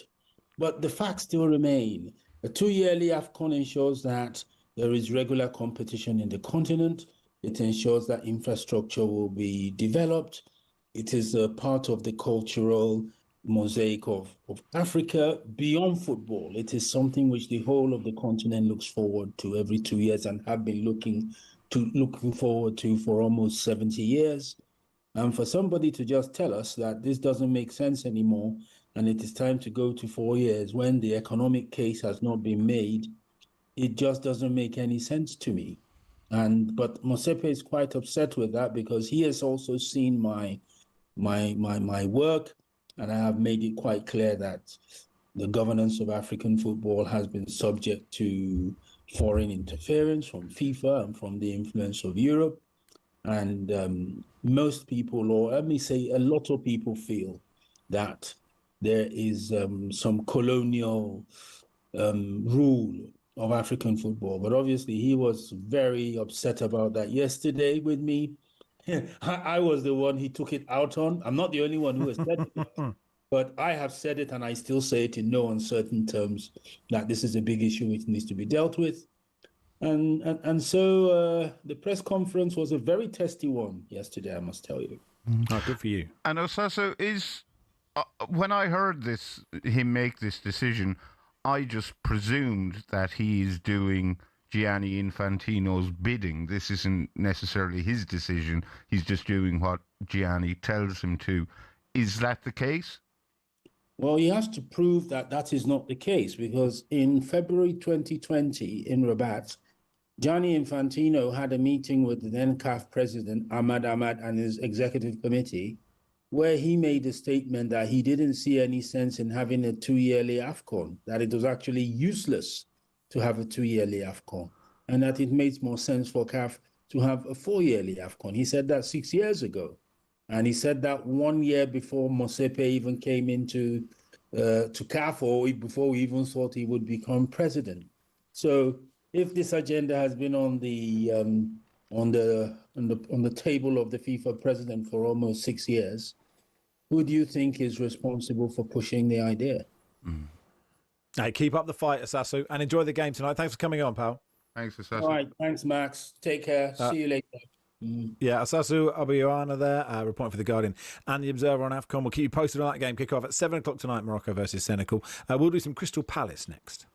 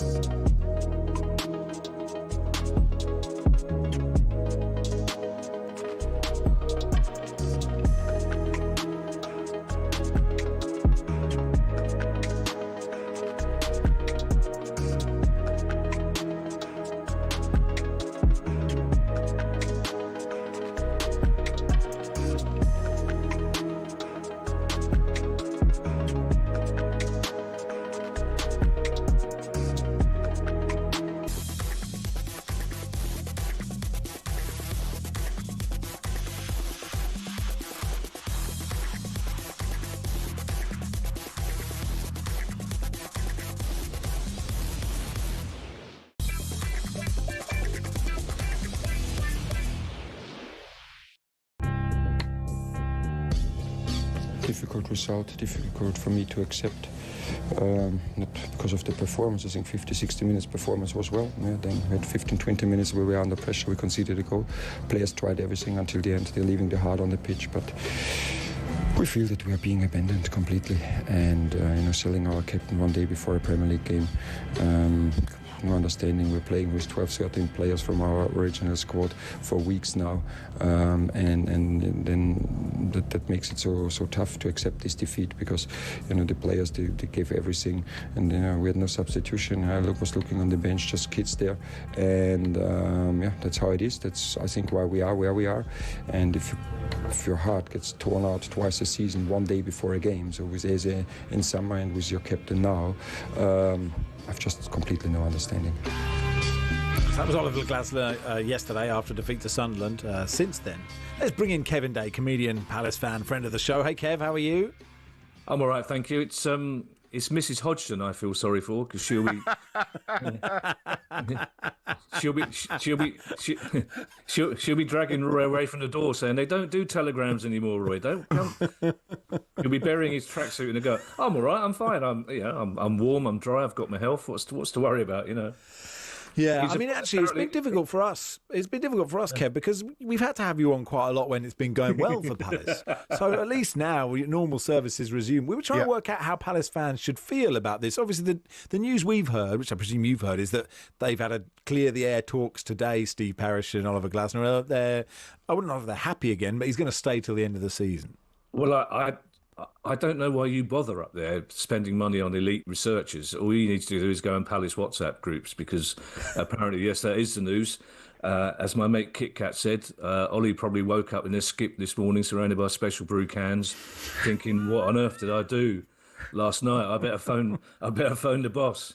So yes, apparently he's staying, but he's going, isn't he? So it's really interesting how Palace fans are reacting, because there's a lot of Palace fans who are blaming Steve Parish, but they're the same fans who blame Steve Parish because we only won the cup final 1-0. Basically, they blame Parish for everything.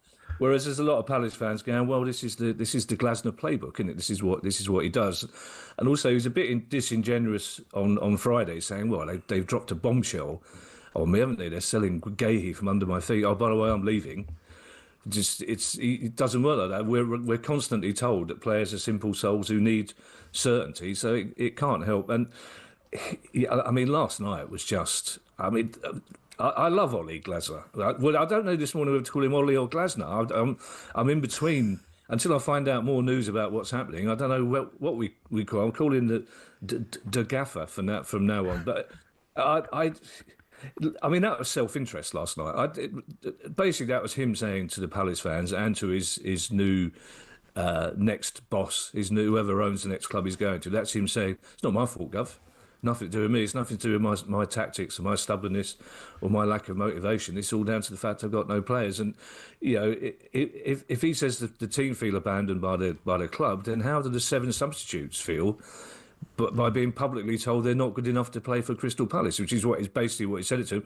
It's the first time since 2003 that a Premier League team hasn't used any subs, and that was Palace for some reason against Wolves. I can't remember why. There'd have been some kind of short-term crisis. Roy forgot. Roy forgot. Oh yeah, they've changed the rules in 1957. I can bring people on now. What's going on? So it's not binary like some Palace. It's not Glasner's a saint and Parish is evil.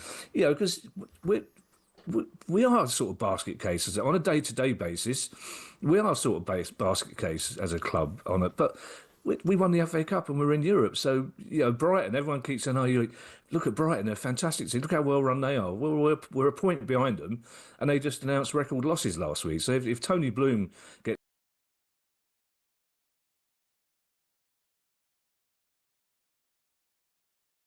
our chaos method seems to be working somehow, but it's annoying, it's sad, and it has. But for those of us of a certain age, it's the same as Macclesfield last week. I feel sorry for people like my son and his mates who have known nothing but success because they couldn't leave the house for 3 days, and the rest of us went. Of course, we lost to Macclesfield. It's quite funny. I got told off big time by both Ali and the physio team because I got invited to this Palace art exhibition the night before the third round game, and I shouldn't have gone. I lied to the physios and said it's got total access, and it didn't. It had 60 steps down into a cellar and it was wet. And Dean Henderson made this lovely speech about how we're going to win the FA Cup again, and all the old people at the back like me going, we need to get past Macclesfield first, mate. So there's and all the kids going, what are you talking about? So this is reverting to the mean. Where this is just typical Palace not knowing what's going on. But yeah, dear, I'm also slightly annoyed. I knew that I'd be inveigled onto this show the day after someone's favourite team beat Palace yesterday. To be honest, Kevin, I'm disgusted we didn't win by more. Against a team in chaos. Against a team in crisis. So I think Reggie Lebris should be sacked immediately, and maybe we'll take Ollie in his place. I'm just looking at your bench from yesterday. So Nathaniel Klein is on the bench. My former neighbour, he's a Stockwell boy. Borna Sosa, he's an international, if I'm not mistaken. Croatian international, yeah. Chadi Riyad, I've heard of, and that's about it, really. Well, the fact is, we got some of the youngsters on the pitch, or not on the pitch. Basically, that's part of the problem, which is a bit worrying because we've got a Category 1 academy, and yes, we perhaps haven't done as much as he wants to, but we've just broken our transfer record on Brennan Johnson, who I feel sorry for. Brennan, he's gone from one bin fire to another. Exactly. Actually, but so we're not entirely. And to be fair, Ollie Glasner, when he comes, he likes to work with a small squad. He always says that. I prefer a small squad. I prefer to play the same 11 every week, and we've got a good forward. So he's run the players into the ground a little bit, to be perfectly honest. So the blame is spread here, and Brennan Johnson's a great player, 3 games out of 7, but we still spent a lot of money on him. So it's not like we've completely abandoned. I imagine Steve Parish, because this is how he thinks football fans' minds work, and he's absolutely right. We will sign somebody useless.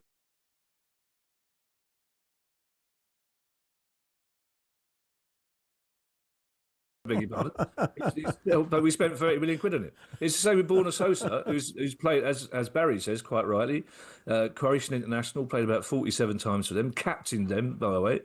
But Palace, he had no chance with Palace fans because he came on a free transfer. Well, he must be something. All right. He must be. He can't be any good. He's a free transfer. Well, Brennan Johnson comes in, 195 million quid, probably 8 goals a season. That's brilliant. We spent 195 million quid we haven't got on a so player. Right. That's so right. Anyway, Kev, got to leave it there. That's why you get me on. Yeah, no, we enjoyed it. It was absolutely essential that you came on, and you did. Yeah. I've never liked Happy Kev. No, exactly. This is better. He was actually a bit too reasonable on this. Well with me, Happy Kev. Cheers, Kev. Have a good day. Bye. Kevin Day there, Bye. comedian and Palace fan, host of the Price is Football podcast, which is excellent as well. Let's go to Molyneux. Sorry to be late for the news, but team news for Wolves Newcastle. Adam Bridge. Wolves make 4 changes from the side which beat Shrewsbury. There's not a starting place for Jorgen Strand Larsen despite scoring a hat-trick. Mane, Mosquera, Sarr and Bueno all start. So Sarr's in goal. Krejci, Bueno, Mosquera the back 3. Bueno and Chachoa are the 2 wing-backs, with Andre, Gomez and Mane in midfield, and Hwang partners Arakadare up front. As for Newcastle, down to the bare bones defensively, 4 changes from that defeat to Manchester City in the League Cup. Trippier, Tonali, Voltemada and Barnes will come in. Lewis Miley drops down to the bench. Pope's in goal. Trippier, Chow, Botman and Hall across the back. Joe Linton, Tonali and Guimaraes in midfield, with Barnes, Voltemada and Gordon up top. We're underway at 2 o'clock at Molyneux.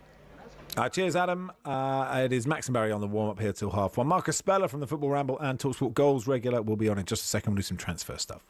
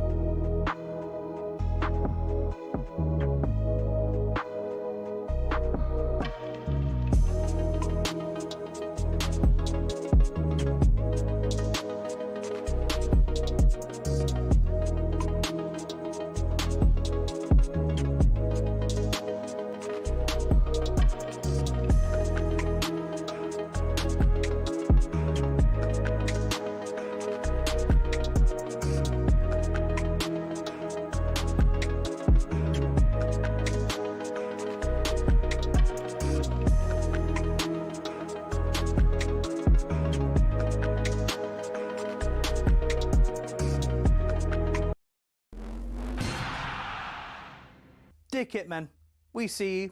We appreciate your work. While some fans reckon it's just hanging up shirts in dressing rooms, we know it's so much more.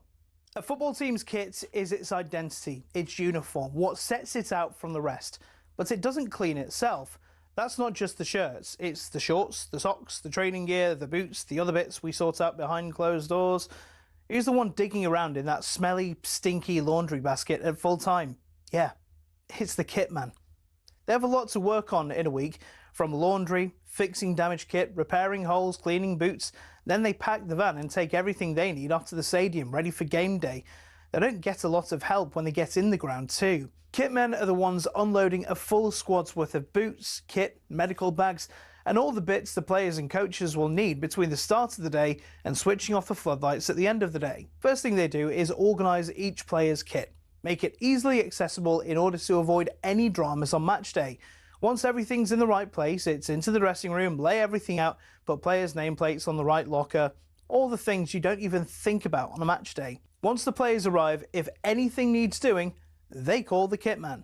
In the meantime, it's on the kit man to help set up for the warm-up.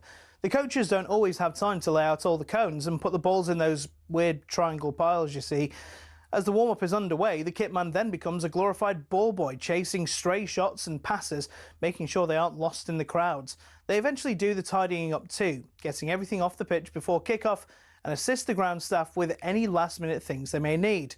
After that, it's last call for the players. Then, at kick-off, they can breathe a sigh of relief for a few minutes, sit back and watch the game, enjoy the fruits of their labour. At half-time, check everyone's okay and everything's as it should be, and then wait for full-time. Once the final whistle's gone, it's time to pack everything down, get the stuff that needs to be washed in the laundry, pack up the van, back to the training ground, and ready to do it again next week. Of course, each club differs, and different staff members will have different responsibilities, but we pay tribute to all of those who do it, whether it's the glitz and glamour of the Premier League or a cold Tuesday night in Stoke.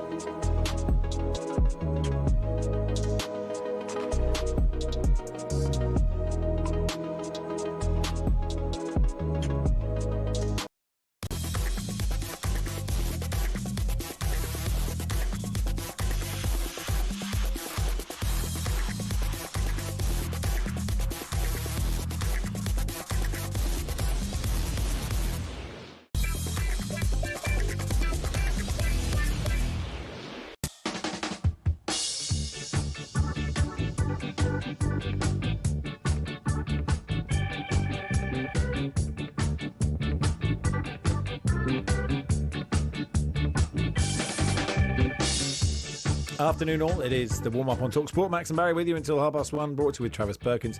For the latest big trade deals, head to travisperkins.co.uk or download the app.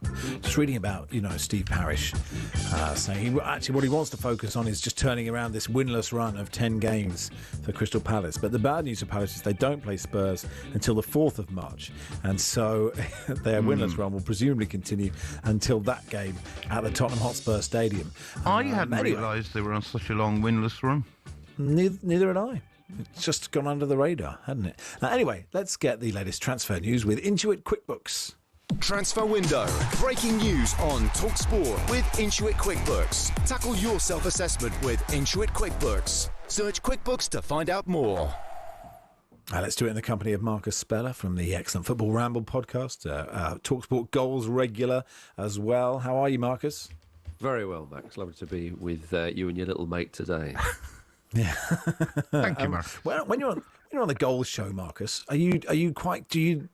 Because you're quite a relaxed individual. Do you like? It's good to have yin and yang. Are the other people around you the ones that are sort of screaming their heads off, or do you get into it? Well, I'll tell you that often I'm on there with an Arsenal fan, a Chelsea fan, and a Spurs fan, and I'm a Fulham fan. So that should sum it up nicely for you. I understand. Where would you like to begin, Marcus, with all of this? I mean, obviously, Gay to Man City is part of the Glasner, Steve Parish, clear the air chat, which is, I mean, thoroughly entertaining for anyone that isn't a Palace fan, I'd say. Yeah, it appears so. I was rather entertained by the shots of the private jet that took Mark Gay from London to Manchester. That's the kind of insight that we really love. But yeah, I mean, obviously, just before the break, Kevin was talking about Palace and so on and so forth.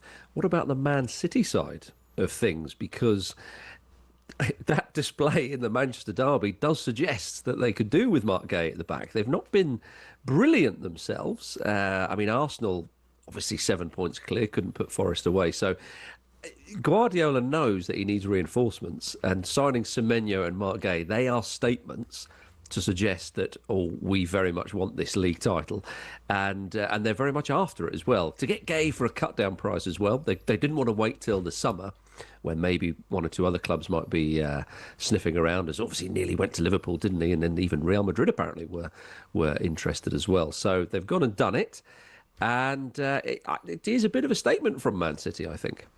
I was very impressed with Kushinoff and Maxolane playing as centre-backs for City against Newcastle in the Carabao Cup in midweek. I was very unimpressed with them yesterday against Manchester United. Gay presumably will go straight into this team. Will he be a first-choice centre-back when everyone's fit? And if not, will this in any way affect his chances of being first-choice centre-back for England at the World Cup, do you reckon? It's a good question. I mean, I think the fitness of John Stones is a pertinent question, because obviously Stones and Gay were the centre-half partnership for England at the Euros in 2024. I'm sure there are one or two other Man City defenders whose names leap to mind to think, hang on a minute here, you just can't come in here and expect to start. But with the injury record that they've had at the back, Manchester City, he will start. He'll go straight in there. I mean, look at Semenyo. I mean, Semenyo's kind of obviously not in the Manchester derby, but, against Exeter he scored. Fair enough. 9 other people or 8 others, whatever it was, did score as well in that game. But he scored against Newcastle in that aforementioned Carabao Cup semi-first leg. So I wouldn't be surprised at all if Gay goes straight into the side, because especially after that Manchester derby, they need something back there. If they're all fit, it's a huge if, Barry, quite frankly, because of the injury record, really. But if they are all fit, then we shall start to see. But I think Gay's position as a starting centre-half for England come the summer, I wouldn't see that under threat, personally. Interesting that apparently Juventus have stepped up their interest in Jean-Philippe Mateta. Yeah. If Glasner said he felt abandoned sort of, yesterday, what's he going to say? You ain't seen nothing yet. Another one. That would be a sickener, wouldn't it? Jean-Philippe Mateta, I mean, look, Juventus, Palace fans won't mind me saying, are a bigger club than Palace, and they are they're still quite the draw, despite them not being top of the tree in Italy and haven't been for a little while. I mean, that would be massive for Mateta if a club like that. We know that his representatives are having a bit of a chat there. I mean, how old is Mateta? He's not old, but he's no spring chicken. So a move like that, my goodness, that's you couldn't begrudge him if he did. But from Palace's point of view, to kind of echo the thoughts of, you've had one or two Palace fans already on here. My goodness, it really is reverting to, well, we're just happy with Premier League survival this season. They you want to kick on. I mean, if Palace could get into Europe again, which is possible, they could win the Europa Conference League. Yeah, of course. To start selling their best players, especially in January. Okay, Eze went in the summer. I just think it is very unambitious. And so what Palace could do is, if they can crack on and maybe qualify, whether it's through the league or the Conference League, and qualify for Europe again, that shows you the level that they could compete at. But if you start selling off, as I say, your best players in January, it just smacks me of quite unambitious, really. I understand the draw from those players, but Palace fans will be fuming. But the thing is, Glasner said he's leaving at the end of the season. They sold Eze, they've sold Gay.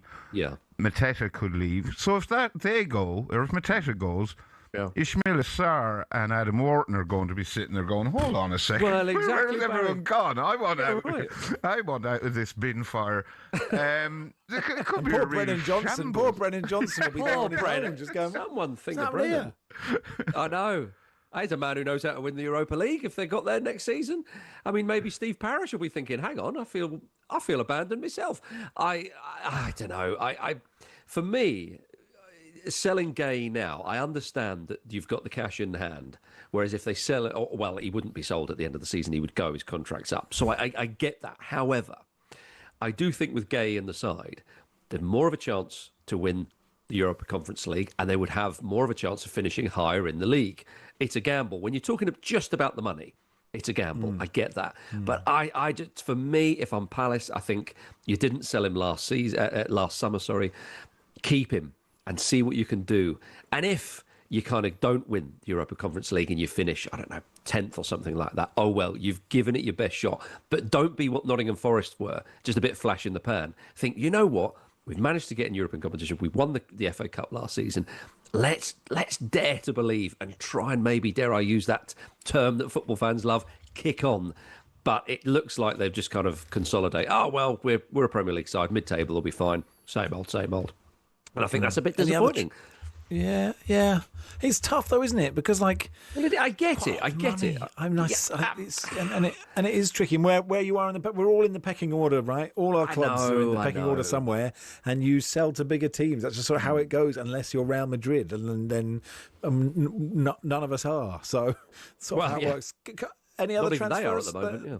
Well, no, that is a good point. That have piqued your interest, Marcus? Well, much has been said about Conor Gallagher to Spurs.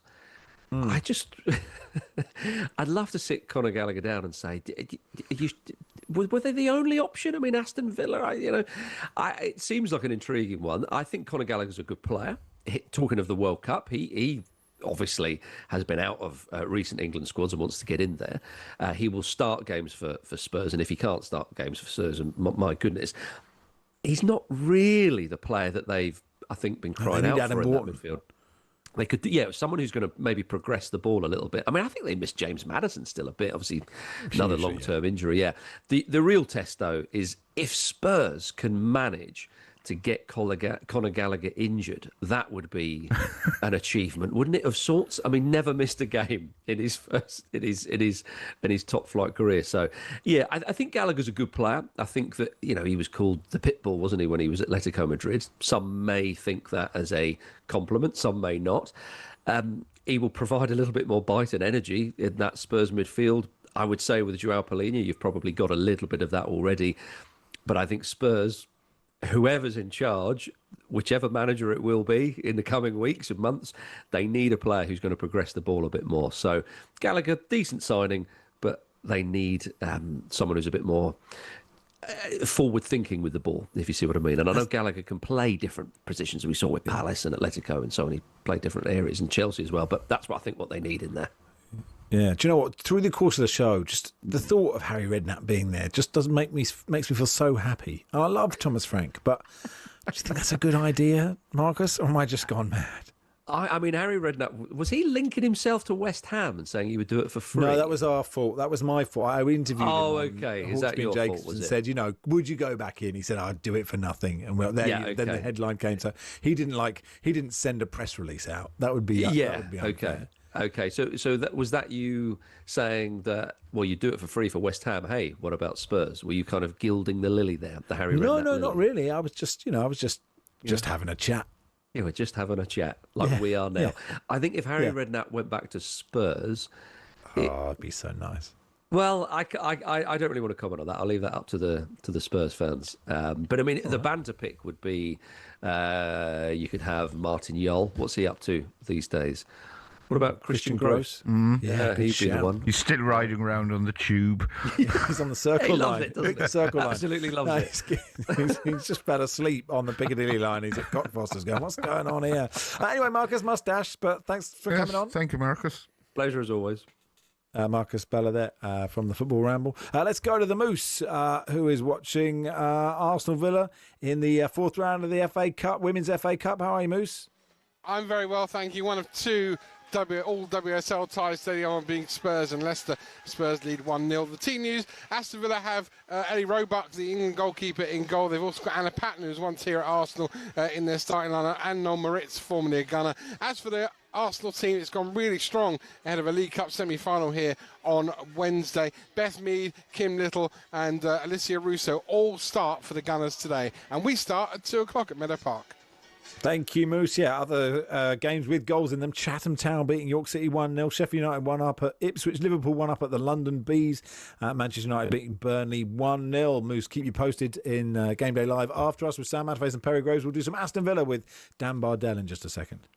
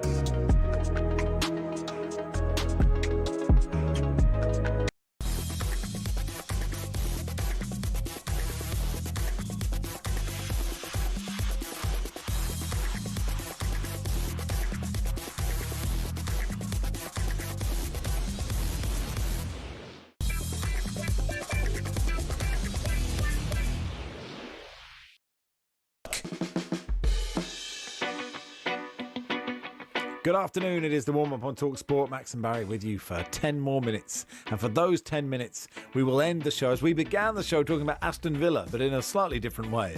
Dan Bardell, Villa fan, will be at Villa Park for Villa versus Everton. Win, and they are just 4 points off Arsenal at the top. Dan, welcome. How are you? I'm very well, Max. Very pleasant to hear you say the stuff that you've just said about Villa. Heady days. Isn't it? And yet, people don't think you're really in it. We say, oh, well, yeah, they're in the race, but they're not in the race. That's the conversation. Yeah. If you go, you're 4 points off Arsenal if you win today. At this stage of the season, I guess as long as we're within that distance, we are in the race. But I'm still looking beneath me. The fact, given the restrictions that Villa have on them at the moment, that they can go 3 points clear of Manchester City into second, the fact that they'd be so far away from Liverpool in fourth, I think Villa fans in the main are looking more at that and trying to consolidate ourselves in the Champions League places and make sure that we secure that via the league, because that would be huge for the club, and it would almost make what they do in the Europa League almost a free hit, because the pressure would be off. Obviously, we want to win a trophy, but the big carrot at the end of the Europa League journey is that you get Champions League football. If we've already secured that in the league, I think it kind of alleviates a little bit of pressure in that tournament. Look at what that carrot is doing for Tottenham as well. It could be a damned carrot if you get it. What's the? Forgive me, I don't care enough about Villa's PSR situation to know, but couldn't they do anything in January? Because there must be part of you thinking, oh God, we're this close. It's very hard to win a Premier League title. If we could do something in January, like you did last year, getting in Rashford and Asensio, what can you do? Well, just before you answer, Dan, I was somewhat perplexed to discover about 2 hours ago that Villa got rid of Daniel Malen just around the time he seemed to be starting to get a tune out of him. What's going on? What's that all about? Because Villa's PSR/SCR landscape is so complex, and because there's not kind of much movability around that, Villa don't have a lot of financial freedom, even in this January. So to bring someone in, we're still at the stage where someone needs to move out. Now, it appears that they're quite set on getting a centre forward in, and that Marlon, although he's played games as a genuine number 9, Emery doesn't think that he would be a long-term solution as a number 9. He's more someone that they play with Watkins, but we don't play in that way. So Emery wants to get another centre forward in, and by loaning Daniel Marlon out with a obligatory purchase for Roma in the summer, that should give them more freedom to be able to bring that centre forward in. And there's a few strikers on the list, but it looks like at the moment Tammy Abraham is towards the top end of that list, even though it's quite complicated to do because he's on loan at Besiktas at the moment from Roma. So Villa can do business, but as always with Villa in a transfer window, it's just this jigsaw puzzle mode that they have to be in, it's really disappointing. I don't want to call out Man City, and I'm not going to go on about the charges and stuff like that, but to see that once again in January they can just go and splash the cash in and do what they want, it's slightly frustrating that we didn't spend anything in the summer and we still can't really do too much in January. But what I will say is that Villa have used this kind of siege mentality to their advantage, and the fact that we can go 3 points clear of those juggernauts today is absolutely amazing given the constraints and the restrictions that we've got on us. Yeah, it's mad, isn't it? And it's also a real sign of how obsessed we are with transfers, and like they'll make some huge difference. And it turns out that if you actually just have some good players, okay, you've got to get them in the first place, but you work with them and you make them better and you make them work well together, that can really help. And actually, you can upset the dressing room if you bring new players in. Yeah, I think, look, there's a lot of stages that come with kind of building a football club and being successful. And Villa haven't won anything, but I would say we've been pretty successful over the last 3 years in terms of consistency in the league. The big one that you have to get right is the manager/head coach. If you don't get that right, all the other stuff can't come along with it. And Villa's best players, the core of their first team, are still players that were playing under Dean Smith. Most of them were playing under Steven Gerrard as well. So Emery has worked in the main with what he's got and just got those players that were already there performing to a level that we hadn't seen before, because maybe the whole kind of fabric of the football club wasn't right at that time. But Unai Emery is just a genius. The amount he extracts from his players, the way he speaks, his tactical know-how, the way he makes subs during the game this season. We've won so many games this season based on substitutes. I mean, we've barely got any players left, so I don't think he'll be able to call on his bench too much today. I was half thinking I might get a call up on the bench today. We're so short, but just everything about that man oozes class. And when I see some of the other clubs in the Premier League, big clubs struggling, like making bad footballing decisions, to know that we've got what we've got, I'm really, really proud of that. And for us to be where we are, kind of in spite of everything that works against us, I think Villa fans are really proud of that. In 20 seconds, are you looking forward to booing Jack Grealish with all your heart today? Dan? You know I won't be booing Jack, but I'm sure there'll be many that do. He might get a slightly better reception given that he's coming back with Everton now rather than Manchester City, but he will undoubtedly get booed. But for me, he's a success story of the football club, so I won't be booing him. Okay. Thanks, Dan. Thanks for coming on. Yes, no worries. See you later. Enjoy the game. Dan Bardell there, friend of the show, Villa fan, broadcaster. That's it, Barry. We're done. I hope you had a nice time. I did. That's to you and the listeners. Yeah, I had a lovely time. A bit rusty after 2 weeks off. Do you think so? Yeah. You didn't show it. I thought you were magical. Oh, thank you. That's okay. That's all right. Are you patronising me again, like you did during the football? No, that was just a. By the way, some admin. Yeah. It was not Matt Derbyshire who had a motorcycle accident in Greece. Yes. It was Matt Jansen in Rome. It was Matt Jansen. Yeah, thank you, Barry. All right, Sam Matterface, Perry Groves, next.